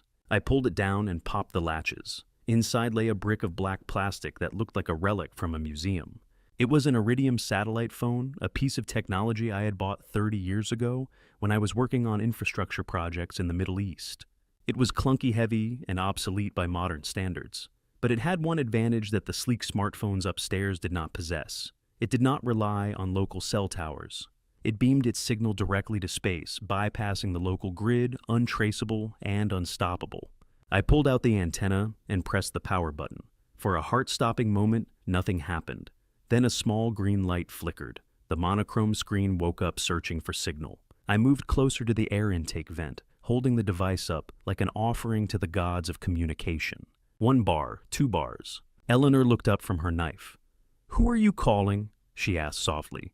"The only man I know who hates lawyers more than I do," I replied. I dialed a number I had memorized 3 decades ago. It was a number I had never had to call for help, but one I knew would always be answered. The line rang once, twice, 3 times. "Yeah," a gruff voice answered. It sounded tired, gravelly, the voice of a man who had seen too much of the world's darkness. "Frank," I said. "It is Malcolm." There was a long silence on the other end. I could hear the background noise of a television, the low murmur of a news anchor, probably talking about the tragic disappearance of the Winthrop couple. "Who is this?" Frank asked. His voice had dropped an octave. It was dangerous now. "It is Malcolm Winthrop, Frank." "Don't play with me," the voice growled. "I am watching the news right now. Malcolm Winthrop is dead. He fell off a cliff 2 days ago. If this is some kind of sick prank, I will trace this call and I will come over there and break your jaw." I took a deep breath. "Ask me about the tunnel, Frank. Ask me about the collapse in '92. Ask me who dug you out of 3 tons of wet concrete with his bare hands when the shoring failed." The silence that followed was heavy. I could hear Frank's breathing change. It became shallow, rapid. I could almost see him sitting in his armchair in Chicago, his knuckles turning white as he gripped the phone. "Malcolm," he whispered. "Jesus Christ, you are a ghost." "I am not a ghost yet, Frank," I said, "but I am working on it. I need your help." "You are alive," he shouted, the relief crashing into anger. "Where are you?" "I am calling the bureau. I will have a chopper there in 20 minutes. I will get the local PD to kick down the door this way." "No," I cut him off sharp and loud.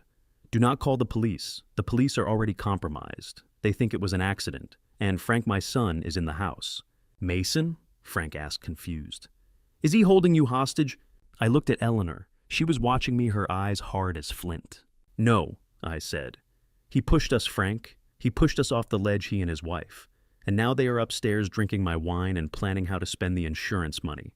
I heard a sound on the other end that sounded like glass breaking. Frank had probably just thrown his drink against the wall. "He pushed you!" Frank roared. His voice was trembling with a rage that matched my own. "That little boy I used to buy ice cream for. He tried to kill you." "He owes money, Frank. A lot of money to bad people. And his wife is sleeping with my lawyer, Robert Hartman. They are all in on it. They are going to cash the check and then get rid of Mason, too." I quickly explained the situation, the fall, the survival, the panic room, the cameras, the double cross. I told him everything. By the time I finished, Frank was not shouting anymore. He was deadly quiet. That was when Frank was most dangerous. He was an ex-FBI field agent who had spent his career taking down organized crime syndicates.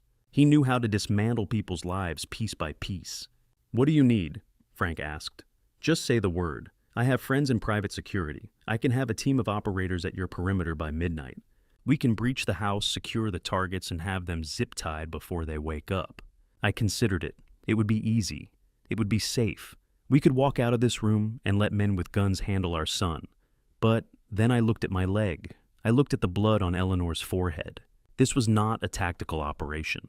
This was a family matter. No teams, Frank Oseppa, I said. I want them to think they have won. I want them to sign the papers. I want them to stand in front of everyone and claim that money. You want to trap them, Frank realized. I want to destroy them, I corrected. I need you to handle the legal side. I need you to freeze the assets from the outside without tripping any alarms. I need you to contact the insurance company privately and tell them to flag the claim, but play along. And I need you to get a copy of the autopsy report for the baby Mallory claims she is carrying. I have a feeling the DNA will not match my son. I can do that, Frank said. I still have contacts at the district attorney's office. I can get a subpoena sealed. I can make sure that when they try to withdraw a single cent, the bank vault slams shut on their fingers. It's good, I said. And Frank, one more thing. I need you to come here. I am already packing a bag, Frank said. I will be there tomorrow. I will act as the insurance investigator. I will walk right through the front door and shake his hand. Be careful, I warned. They are desperate. Desperate is good, Frank said darkly. Desperate people make mistakes. You just stay alive down there, Malcolm. Keep Eleanor safe. I am coming, and I am bringing the sledgehammer. I lowered the phone. The connection severed, but the lifeline held. I felt a weight lift off my chest. We were not alone anymore. We had a wolf of our own now, and he was coming to the door. I turned to Eleanor. Frank is in, I said. She nodded slowly, setting the knife down on the crate. Good, she said. Because I was just thinking about the memorial service Mason is planning. What about it? I asked. She looked at the calendar on the wall marking the days. If we are going to return from the dead, Malcolm, we should pick a dramatic moment. Why crash a party when you can crash your own funeral? I looked at her, and for the first time in 3 days, I smiled. It was a grim, humorless smile, but it was there. You want to walk in during the eulogy? I asked. I want to hear what he has to say about us before we send him to prison, she replied. I want to give him every chance to confess, every chance to show a shred of humanity. And when he fails, I want to be standing there to watch his soul leave his body. I walked back to the monitors. Mason was asleep on the sofa, now twitching in a nightmare. Sleep tight, son, I thought. Your Uncle Frank is coming to visit, and he plays much rougher than I do. The next afternoon brought a surreal kind of torture that I had not anticipated. It is one thing to know your son is trying to steal your life, but it is another thing entirely to watch him bury you while you are still breathing. From the narrow reinforced window of the basement level, just above the garden soil line, Eleanor and I had a front row seat to our own funeral. It was a memorial service technically, since there were no bodies to bury. Mason had moved with lightning speed. He claimed it was to help the community heal, to provide closure before the search was officially called off. But I knew the truth. He needed the public spectacle. He needed the obituary in the paper and the witnesses at the wake to cement the narrative of the tragic accident. If enough people cried for us, then we must truly be dead. I watched the cars arrive through the tint of the privacy glass. Black sedans and SUVs lined the driveway I had paved last summer. I saw people I had known for decades stepping out clutching handkerchiefs and casseroles. There was Larry, my old foreman from the Department of Transportation, a man who had never cried in 40 years of pouring concrete, wiping his eyes as he walked up the path. There was Sarah, our neighbor, who exchanged zucchini bread with Eleanor every Christmas. Seeing their genuine grief felt like a physical blow. I wanted to tap on the glass. I wanted to shout, "I am here, Larry. I am not dead. We are just downstairs." But I stayed silent. We had to stay silent. Eleanor was pressed against me, her body trembling. She wasn't looking at the friends, though. She was looking at the small boy standing near the podium. It was Leo, my grandson, Mason's son from his first marriage. He was 7 years old, wearing a suit that was slightly too small for him, looking completely lost in the sea of black-clad adults. He was holding a single white rose. His mother, Mason's ex-wife, was nowhere to be seen, likely sidelined by Mason's aggressive legal maneuvering. So, the boy was alone. I watched as Leo stepped toward the large easel that held a blown-up photograph of Eleanor and me. It was a picture from our 40th anniversary. We looked so happy in that photo, so oblivious to the viper nest we were nurturing. Leo reached out to place the rose on the easel ledge. Then Mallory stepped into the frame. She did not hug him. She did not comfort the child who had just lost his grandparents. She grabbed his wrist. It was a sharp, aggressive motion. I saw her lips move, her face contorted in a snarl that the guests behind her could not see. She yanked the rose out of his hand and tossed it onto a nearby table as if it were trash. She pointed a manicured finger at a chair in the back row, banishing him to the fringe of the event. That witch! Eleanor hissed, her voice vibrating with a rage I had never heard before. She is not letting him near the photo. She does not want him ruining her aesthetic. My heart broke for the boy. Leo looked down at his empty hands, his shoulders slumping. He didn't cry. He just looked small and defeated. He was the only person in that garden who shared my blood aside from his father, and he was being treated like a prop in a stage play. Then the main act began. Mason walked up to the microphone. He was wearing a black suit that I recognized. It was my suit. He had raided my closet because he was too cheap to buy his own. The jacket was a little loose in the shoulders, hanging off him like the lie he was living. He tapped the microphone. Feedback whined through the garden speakers, causing a few guests to wince. "It's thank you all for coming," Mason said. His voice was thick with emotion, a performance worthy of an Oscar. I turned up the volume on the surveillance feed so we could hear every word clearly in our hiding hole. "My father, Malcolm Winthrop, was a man of integrity," Mason began. He paused to wipe a non-existent tear from his cheek. "He taught me everything I know about strength, about honor. He used to tell me that a man is defined by how he protects his family." I felt bile rise in my throat. The hypocrisy was so dense it was suffocating. He was using my own maxims, the lessons I had tried to instill in him over fishing trips and workbench sessions, to cover up the fact that he had tried to murder me for a crypto debt. "And my mother," Mason continued, his voice cracking. "Eleanor was the heart of this home. She was an angel who walked among us. I take comfort in knowing that they are together now looking down on us. I know they would want us to move forward. They would want us to be happy. They would not want us to dwell on the tragedy, but to celebrate the legacy they left behind." Legacy. That was the code word. Legacy meant money. Legacy meant the house, the cars, the investments. He was telling the crowd that the best way to honor us was to let him spend our fortune in peace. He looked out over the crowd, practicing the mournful gaze he must have rehearsed in the mirror. "I promise you, Dad, Mom," he said, looking up at the sky. "I will take care of everything. I will make you proud." I looked at his hands gripping the podium. They were shaking not from grief, but from the adrenaline of the con. He was terrified that someone would ask a hard question. He was terrified that the wind would blow too hard and knock over his house of cards.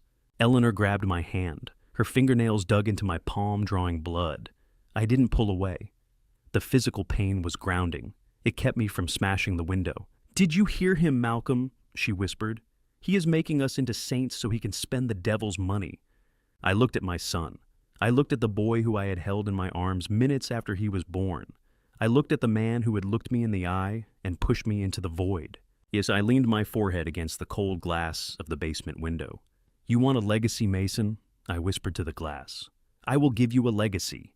I watched him step down from the podium, accepting hugs from my friends, nodding solemnly as they patted his back.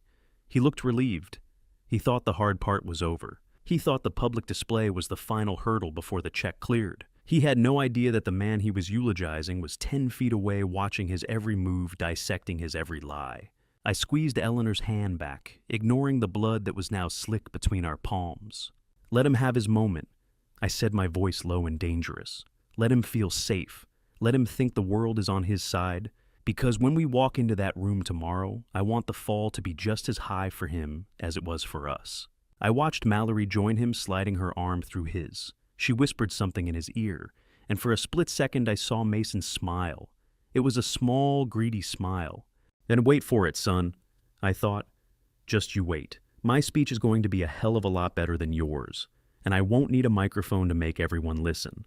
The morning of the third day brought a visitor who did not carry a casserole or a tear-stained handkerchief. From my vantage point in the panic room, sitting before the glowing blue monitors, I watched a black sedan pull up the driveway. It was not a police cruiser, and it was not a hearse.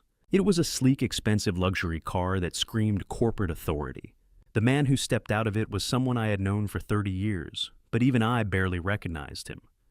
Frank had shed his worn leather jacket and the weary slouch of a retired federal agent. In their place, he wore a charcoal three-piece suit that cost more than Mason's car. His silver hair was slicked back, and he carried a leather briefcase with the kind of casual arrogance that only high-powered attorneys and seasoned hitmen possess. He looked like a shark that had just smelled blood in the water. I nudged Eleanor, who was dozing lightly on the cot. She sat up instantly, her eyes darting to the screen. "It is show time," I whispered. I watched on the camera feed as Mason opened the door. My son looked worse than he had the day before. The adrenaline of the funeral had worn off, leaving him with the jittery exhaustion of a man waiting for the other shoe to drop. He squinted at Frank, confused. "Mr. Winthrop." Frank said, his voice smooth and projecting a practiced professional warmth. "My name is Frank Sterling. I am the senior claims adjuster for Sovereign Life Insurance. I apologize for the intrusion so soon after your loss." Mason's posture changed instantly. The fear evaporated, replaced by a sudden sharp alertness. The mention of the insurance company acted like a shot of caffeine to his system. He straightened his spine and opened the door wider. "Please come in," Mason said, trying to smooth down his rumpled shirt. "I was expecting to hear from you, but not in person." Frank stepped into the foyer, his eyes scanning the room. I knew exactly what he was doing. He wasn't admiring the architecture. He was clearing the corners, checking for threats, mapping the exits. It was muscle memory from a lifetime of kicking down doors masked by a corporate smile. "This is a high-value policy, Mr. Winthrop," Frank explained as he walked into the living room. $4 million is a significant sum. Typically, these claims take months to process, especially with the complications regarding the recovery of the remains. I saw Mason's throat bob as he swallowed hard. Complications? That was the word he feared most. However, Frank continued setting his briefcase on the coffee table and snapping the latches open with a loud click. Sovereign Life prides itself on supporting families in times of crisis. Given the sheriff's report and the witness testimonies, the board has decided to expedite the claim. We want to help you move forward, Mason. Mallory appeared from the kitchen then. She must have been listening from the hallway because she moved with predatory speed. She walked right up to the table, her eyes locked on the paperwork Frank was spreading out. "Expedite," she asked, her voice breathless. "What does that mean exactly?" Frank pulled a fountain pen from his pocket. "It means the funds have been approved for release. The check has been cut. It is sitting in my office safe right now." I watched Mason and Mallory exchange a look. It was a look of pure, unadulterated greed. It was electric. They didn't look at each other with love. They looked at each other like accomplices who had just pulled off the heist of the century. They thought they had gotten away with it. They thought the universe was rewarding them for their cruelty. "There is just one procedural hurdle," Frank said, dropping the bait. The air in the room froze. Mallory's smile faltered. "What hurdle?" she snapped a little too aggressively. Frank didn't flinch. He looked at her with a calm, steady gaze. "The policy stipulates that, for an expedited payout in the absence of a death certificate, all beneficiaries and legal heirs must sign a waiver of liability in the presence of the estate executive. It is a formality to protect the company from future lawsuits." "We can sign right now," Mason said, reaching for the pen. "I am afraid it has to be done formally," Frank said, pulling the document back slightly. "I understand there is a reading of the will scheduled for tomorrow morning with your family attorney, Mr. Hartman." "Yes," Mallory said, "at 10 o'clock. "Perfect." Frank smiled. "I will bring the check to the reading. Once the will is read and the waivers are signed, I will hand over the funds immediately. You will walk out of that room tomorrow with $4 million. Mason slumped onto the sofa, letting out a long, ragged breath that sounded like a laugh. "Tomorrow. It is over tomorrow. I will see you then," Frank said. He stood up, buttoned his jacket, and walked to the door. He didn't shake their hands. He didn't offer condolences. He just walked out cool as ice. As the door closed, I waited. I wanted to see what they would do when they thought they were alone. The reaction was immediate and disgusting. Mason leaped off the sofa and let out a whoop of joy that shook the walls. Mallory screamed and jumped into his arms. They spun around in the living room, laughing, cheering, celebrating the payout for my death. "We did it," Mason yelled. "We actually did it. 4 million plus the house, plus the portfolio. I am rich Mal. We are rich." Mallory kissed him hard. "I told you," she said. "I told you we just had to stick to the plan. I told you nobody would look too closely. They are just two old people who fell off a rock. Nobody cares." I felt Eleanor's hand on my shoulder. It was heavy and hot. I looked at her. She wasn't watching the screen anymore. She was staring at the floor, her face a mask of stone. "Nobody cares," she repeated Mallory's words. "That is what she thinks." On the screen, Mason ran to the kitchen and came back with a bottle of champagne. It wasn't mine this time. It was a cheap bottle they must have bought themselves, anticipating this moment. He popped the cork. Foam spilled onto the Persian rug, my rug, and he didn't even care. He laughed and took a swig straight from the bottle. To Malcolm and Eleanor, he toasted, raising the bottle to the ceiling. Thanks for the donation, Mom and Dad. Sorry you had to take the expressway down, but hey, at least you are useful to me now. That broke me. It didn't break me in the way that makes you cry. It broke the last tether of humanity I had attached to him. The son I loved died in that moment, drowned in cheap champagne and cheaper greed. Turn it off, Malcolm, Eleanor said quietly. We have seen enough. We have work to do. I killed the feed. The room plunged into semi-darkness. We did not sleep that night. There was no point. The adrenaline was coursing through our veins, a cold metallic fuel that sharpened every sense. We spent the hours preparing for our resurrection. Usually before a big event, a will reading, or a wedding, we would shower, we would shave, we would put on our Sunday best. Eleanor would wear her pearls. I would wear my navy suit. We would present ourselves as the respectable, dignified couple everyone knew. But not this time. I went to the corner of the panic room, where we had piled the clothes we were wearing when we fell. My flannel shirt was torn to ribbons, the left sleeve completely missing the chest, stiff with dried blood and pine sap. My jeans were shredded at the knees, caked with mud from the crawl through the swamp. One boot was missing its laces, which were currently holding my leg bone together. Eleanor's cardigan was in even worse shape. It was stained dark brown with the blood from her head wound. Her blouse was ripped, exposing the bruises on her shoulder. "Put them on," Eleanor said. I looked at her. She was already stripping off the spare shirt she had found in the emergency kit. She picked up the blood-crusted blouse. She didn't wince as she pulled it on. She buttoned it up with a grim determination like a knight donning armor. "We are not going to a funeral, Malcolm," she said, her voice echoing in the small concrete room. "We are going to a crime scene, and we are the evidence." I understood then. If we walked in there clean and bandaged, we would just be survivors. We would be victims asking for pity. But if we walked in there wearing the blood they spilled, wearing the dirt from the grave they dug for us, we would be nightmares. We would be the physical manifestation of their guilt. I pulled on my torn shirt. The dried blood scratched my skin. The smell of the forest damp earth sweat and copper filled my nose. It was a horrible smell. It was the smell of death. I looked at my leg. The makeshift splint was ugly, a bundle of sticks and belts. I adjusted it, gritting my teeth against the flare of pain. I grabbed the crude crutch I had fashioned from an old broom handle I found in the supply locker. Eleanor stood before me. She had taken a little bit of water and mixed it with the dust from the floor, smearing it on her cheeks to replicate the grime of the trek. She undid the bandage on her head, revealing the angry, jagged scab of the gash. It looked horrific. "How do I look?" she asked. "You look terrifying," I said honestly. "Good," she nodded. We sat there in the dark, two revenants waiting for the dawn. Upstairs, the champagne was flowing, and the dreams of yachts and sports cars were dancing in their heads. They were sleeping soundly in my bed, secure in their victory. They didn't know that beneath the floorboards, the corpses were getting dressed. We waited as the hours ticked by. 4 a.m., 5 a.m., 6 a.m. When the sun finally began to rise, casting a pale gray light through the vents, I stood up. I checked the charge on the taser I had taken from the security locker. I put the digital recorder with the confession tape in my pocket. "It is time," I said. Eleanor stood up beside me. She didn't look like an old woman anymore. She looked like an avenging angel who had crawled out of hell with a sword in her hand. "Let's go say hello to the family," she whispered. We moved toward the secret panel. The setup was complete. The trap was sprung. All that was left was to close the jaws. The library was pitch black, save for the thin sliver of light cutting under the doorframe. The air around us was thick with the scent of old paper and the metallic tang of the dried blood on our clothes. I stood there in the darkness, leaning heavily on my makeshift broom handle crutch, feeling the weight of the moment pressing down on my shoulders.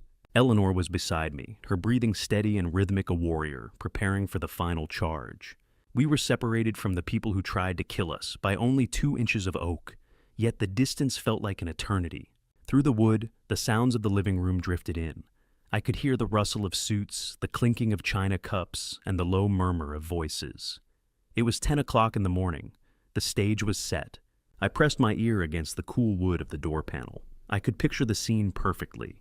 They would be sitting in a semicircle, Mason and Mallory on the sofa, trying to look somber but vibrating with the energy of lottery winners. Sheriff Miller in the armchair, uncomfortable in his uniform, holding his hat in his lap. Hartman at the head of the coffee table, arranging his documents like a conductor preparing an orchestra. And Frank, my old friend, would be standing near the fireplace, the wolf in sheep's clothing, guarding the check that was never going to be cashed. "Let us begin." Hartman's voice boomed. It was a voice I had paid thousands of dollars for over the years, a voice that was supposed to protect my interests. Now it was the voice of my executioner. I heard the shuffle of papers. As you know, Hartman continued, the circumstances of Malcolm and Eleanor's disappearance are tragic. However, the law requires us to be pragmatic. Given the expedited status of the insurance claim and the consensus regarding the accident, we are proceeding with the assumption of death to facilitate the transfer of the estate. I waited for someone to object. I waited for Mason to say, "Stop. That is my father you are talking about." But there was only silence, a greedy, hungry silence.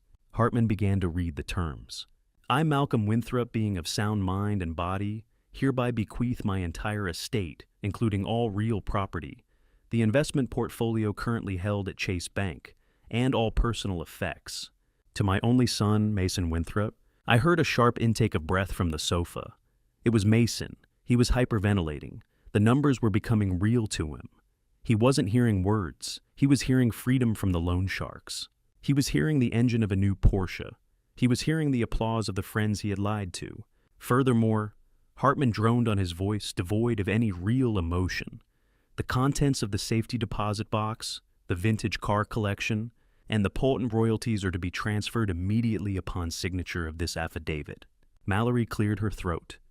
And the insurance, she asked. Her voice was sharp, cutting through the legal jargon. She didn't care about my patents. She didn't care about the cars. She wanted the cash.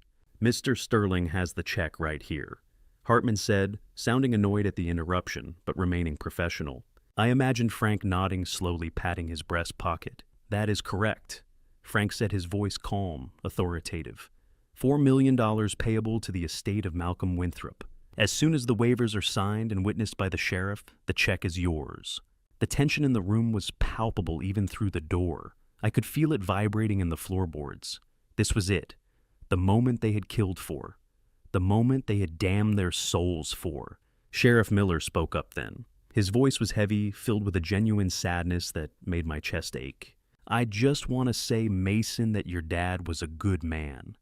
I remember when he helped build the community center. He didn't charge the town a dime. He just wanted the kids to have a safe place to play. I hope you honor that memory, son. There was a pause. I knew Mason was struggling to find the right face to wear. I will, Sheriff, Mason said. His voice wavered, but not with grief. It wavered with impatience. He just wanted the man to stop talking so he could get the money. I will build a garden in their name. A garden. He was going to build a garden with blood money. Eleanor gripped my arm in the dark. Her fingernails dug into my bicep through the torn flannel shirt. I knew she was thinking about her rose bushes, the ones she had tended for 20 years. The ones Mason would probably bulldoze to put in a swimming pool. Okay, Hartman said, sensing the impatience in the room. Let us conclude this. I have the affidavit of survivorship and the waiver of liability here. Mason, you sign first, then Mallory, then the sheriff will witness. I heard the scratch of a pen being uncapped. It was a distinctive sound. It was my fountain pen. I had left it on the desk. Hartman was letting my son use my own favorite pen to sign away my life. I'd sign right there, Hartman instructed. On the dotted line. I closed my eyes. I could see it.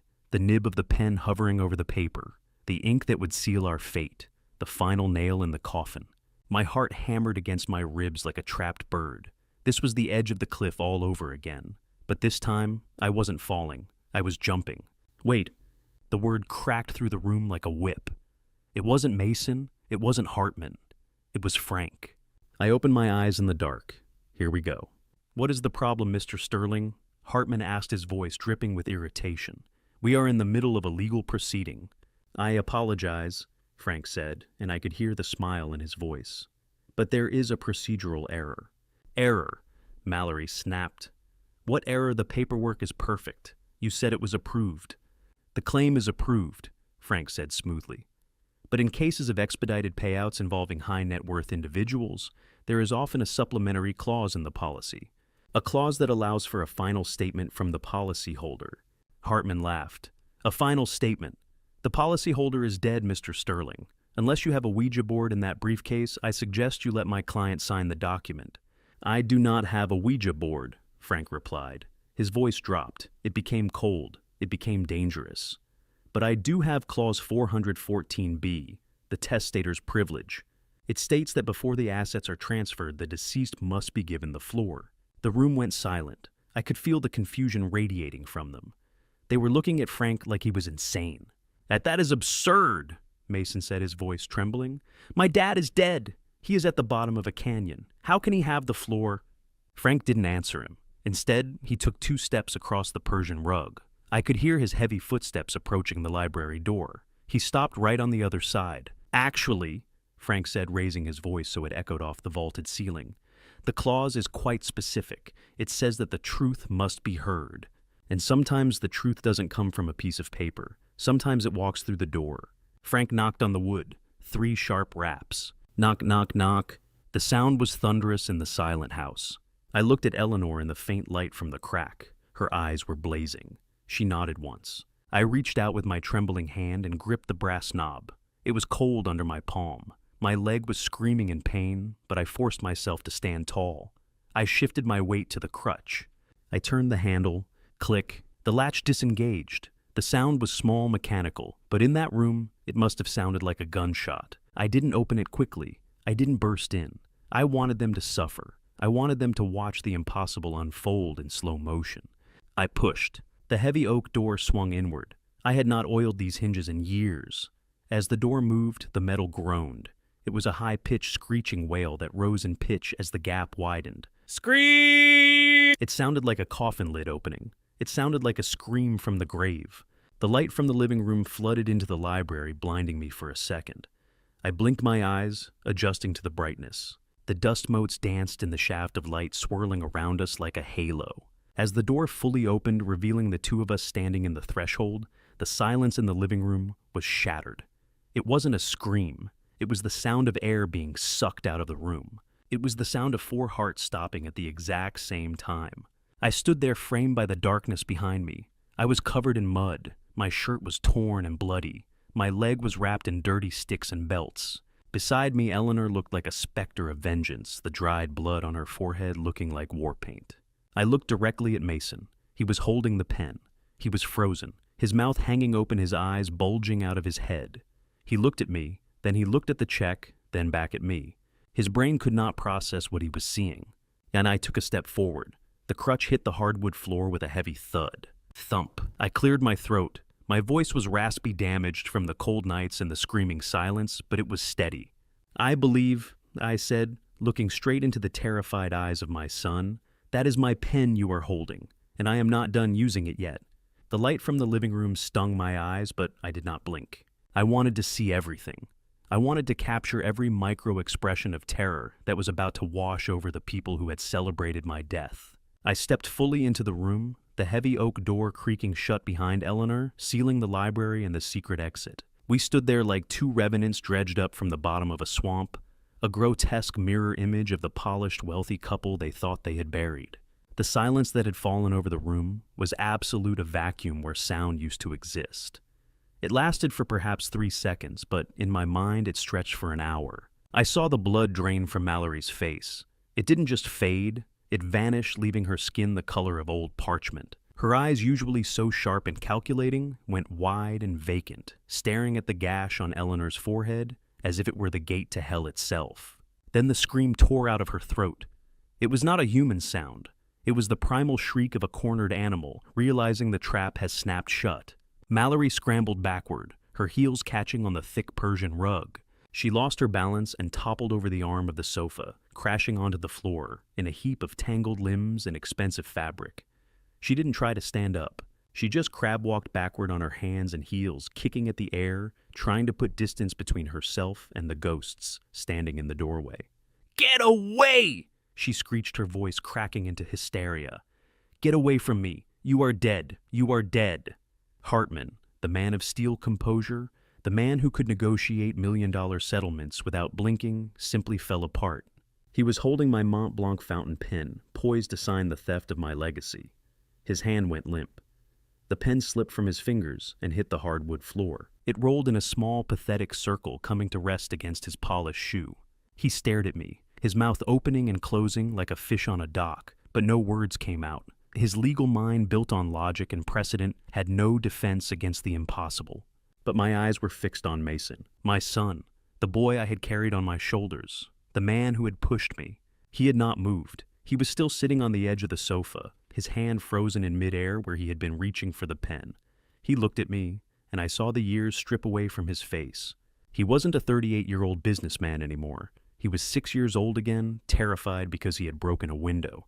Then I smelled a sharp, acrid scent of ammonia, cutting through the smell of expensive coffee and my own forest grime. I looked down at his trousers. A dark stain was spreading rapidly across the crotch of my stolen suit pants, soaking into the fabric, dripping onto the cushion of the sofa. He had lost control of his bladder. It was a cruel, visceral detail, a callback to his childhood, when fear would paralyze him. But this time, I felt no urge to comfort him.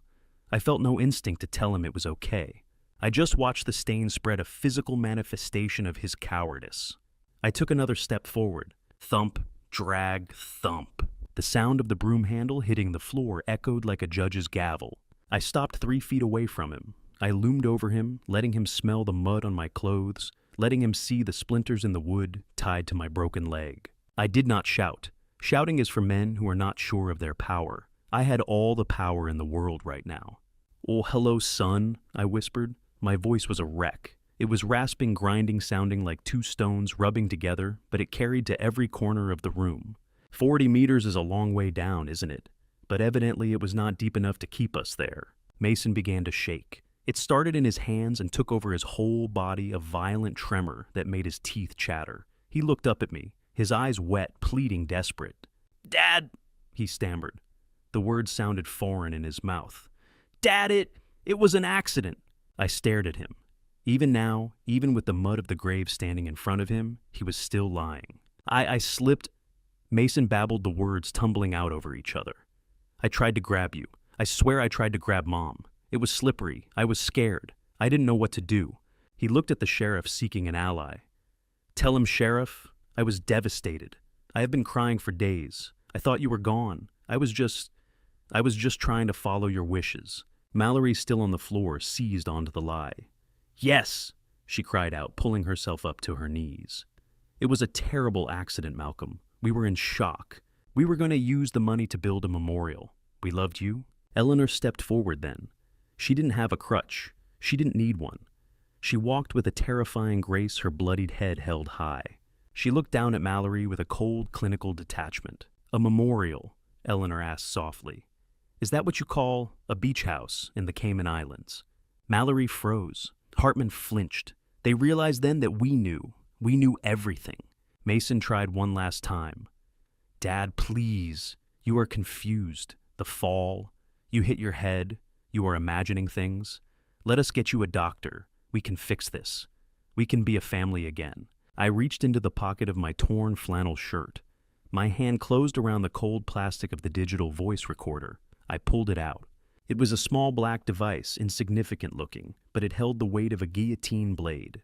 I tossed it onto the coffee table. It landed with a heavy clatter right on top of the insurance papers. Mason looked at it. He knew what it was. He had seen me use it to dictate notes on construction sites for years. Family. I said, my voice dripping with ice. A family does not check to make sure the bodies are dead before they call 911. I reached out with a trembling finger and pressed the play button. The recording was crisp. The acoustics of the canyon had captured every syllable.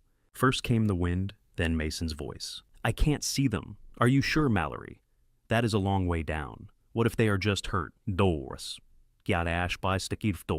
Then Mallory's voice filled the living room, loud and clear, shattering the last remnants of their defense. "Stop pacing, Mason. Nobody survives a drop like that. Do not be weak. Do you want to go to prison, or do you want $4 million? It is either them or us." I let the tape run. I let them hear the part about the wolves. I let them hear the part about the fake tears. When the recording ended, the silence that returned was heavy, suffocating, and final. I looked at Sheriff Miller. The man had stood up. His face was a mask of fury. His hand was resting on his holster. He wasn't looking at me with pity anymore. He was looking at Mason with the eyes of a lawman seeing a criminal. I looked back at my son. He had stopped shaking. He had stopped crying. He just stared at the recorder, realizing that the little black box had just closed the door on his life forever. "Accident," I whispered, leaning down so my face was inches from his. I stood up straight, adjusting my crutch. "Sheriff, I said, not taking my eyes off the man who used to be my son.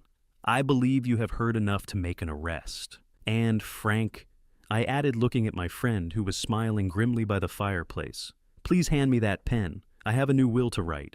Sheriff Miller did not wait for an explanation. He had heard the voice of a woman plotting murder, and he had heard the voice of a son agreeing to it. He drew his service weapon, the heavy black steel looking absolute and final in the morning light. He stepped over the coffee table, kicking the insurance papers aside with his boot. Mason, put your hands behind your head, Miller commanded, his voice shaking with suppressed rage. Now! Mason did not move fast enough. He was still staring at the tape recorder, his mind trapped in the loop of his own voice condemning him. Miller grabbed him by the collar of the cheap suit jacket, spun him around, and slammed him chest first against the wall. The sound of the impact was satisfying, a dull thud that shook a painting crooked. I watched as the cold steel cuffs clicked around my son's wrists. Click, click, the sound of his freedom ending forever. Mallory tried to run. It was a pathetic attempt. She scrambled up from the floor, her eyes darting toward the French doors leading to the garden. But Frank was faster. My old friend moved with a speed that belied his age, stepping into her path like a concrete wall. You are not going anywhere, Mrs. Winthrop.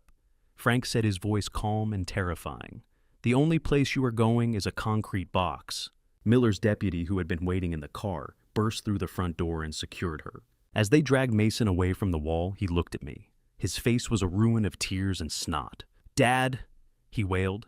Dad, please. She made me do it. I did not want to. I did it for us. I did it for the baby. I have a son coming. Dad, you cannot send your grandson's father to prison.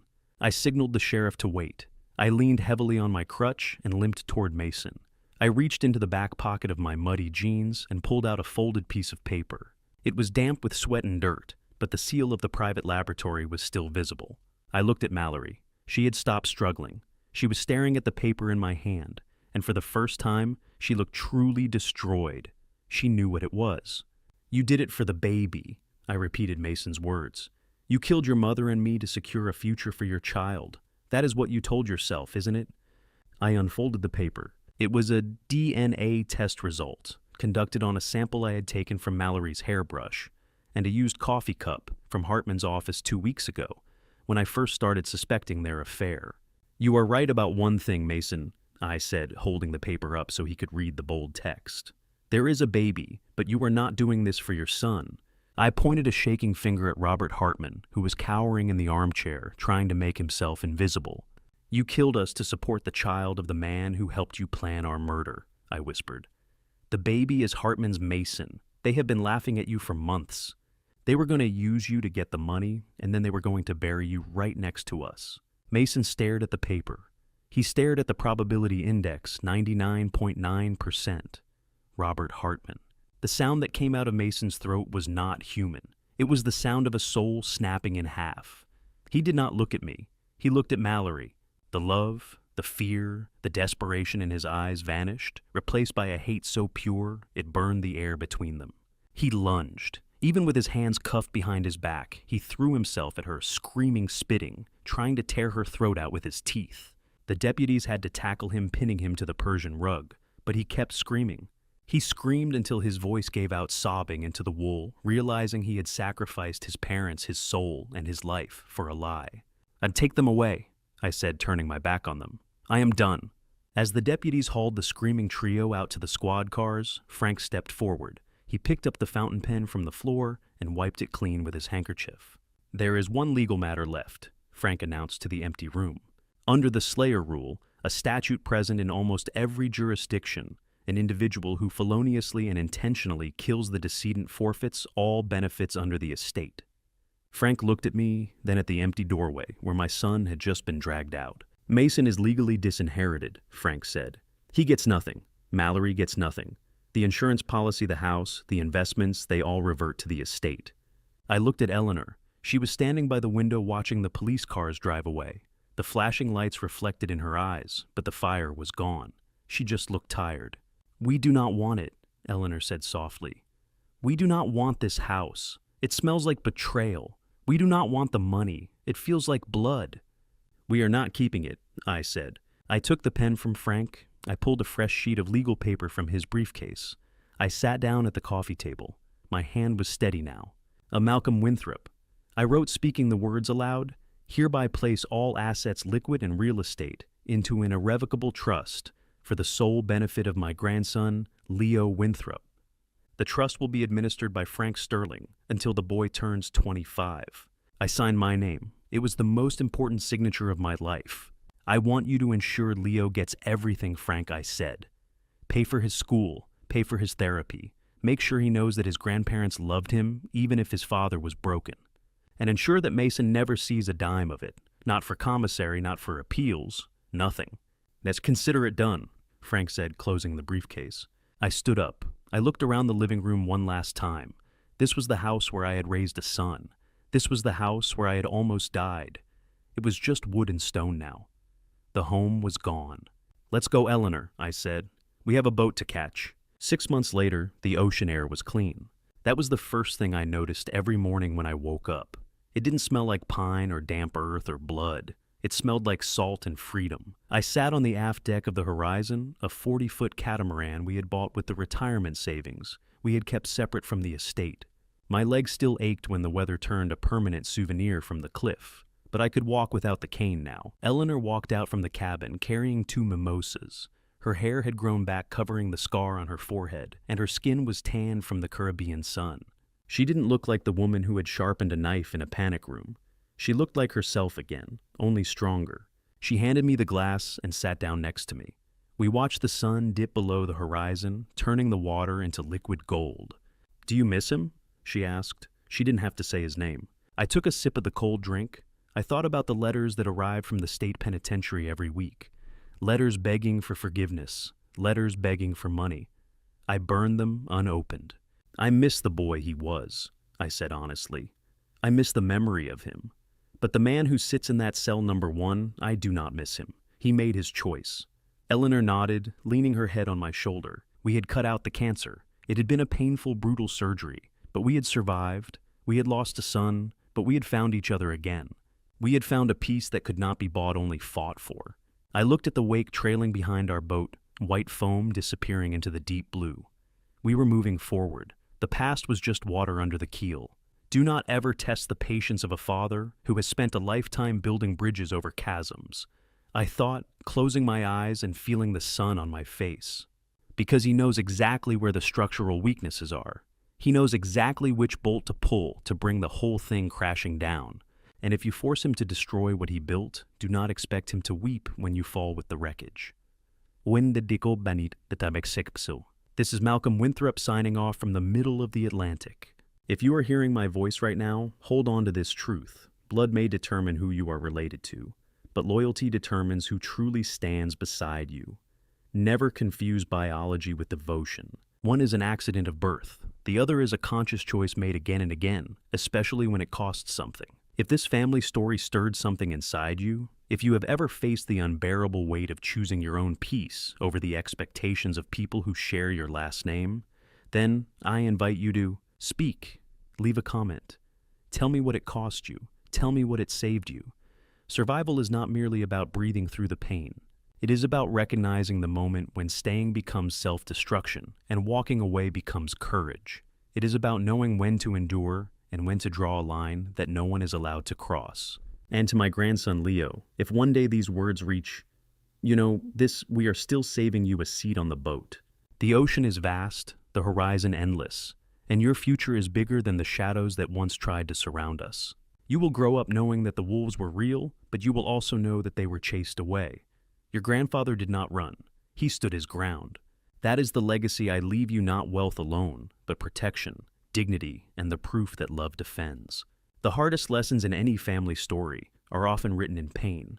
The story of Malcolm and Eleanor reminds us that the deepest wounds rarely come from strangers. They come from within our own circle. Family betrayal cuts differently. It is quiet. It is intimate. It disguises itself as misunderstanding, as entitlement, as that's just how they are. We endure it because we remember holidays, shared history, childhood laughter. We tell ourselves that love means tolerance, that forgiveness means silence, that loyalty means sacrifice without limits.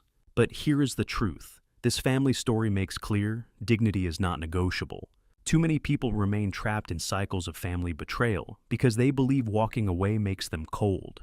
It does not. Establishing boundaries is not cruelty. It is clarity. It is the recognition that a family title is not a lifetime license to wound you. When someone repeatedly weaponizes trust, when they exploit your kindness, when they see your generosity as weakness, protecting yourself is not revenge, it is responsibility. Malcolm learned that lesson the hard way. He discovered that legacy is not simply about passing down assets. It is about passing down values. And when trust is shattered beyond repair, the bravest act is not confrontation, it is redirection. Redirecting your energy, redirecting your resources, redirecting your future toward those who honor what you built. Yes, family betrayal may shake your foundation, but it does not have to define your ending. If this family story of justice, resilience, and hard-earned wisdom resonated with you, take a moment to support it. Like the video. Subscribe to the channel for more stories that explore the complicated realities of love, loyalty, and loss. And most importantly, share your voice below. Have you ever had to distance yourself from someone you once trusted in order to protect your peace? What did it teach you? I read every comment, because behind every screen is another story of strength. Until next time, stay vigilant, stay grounded, and remember, protecting your heart is not weakness, it is wisdom.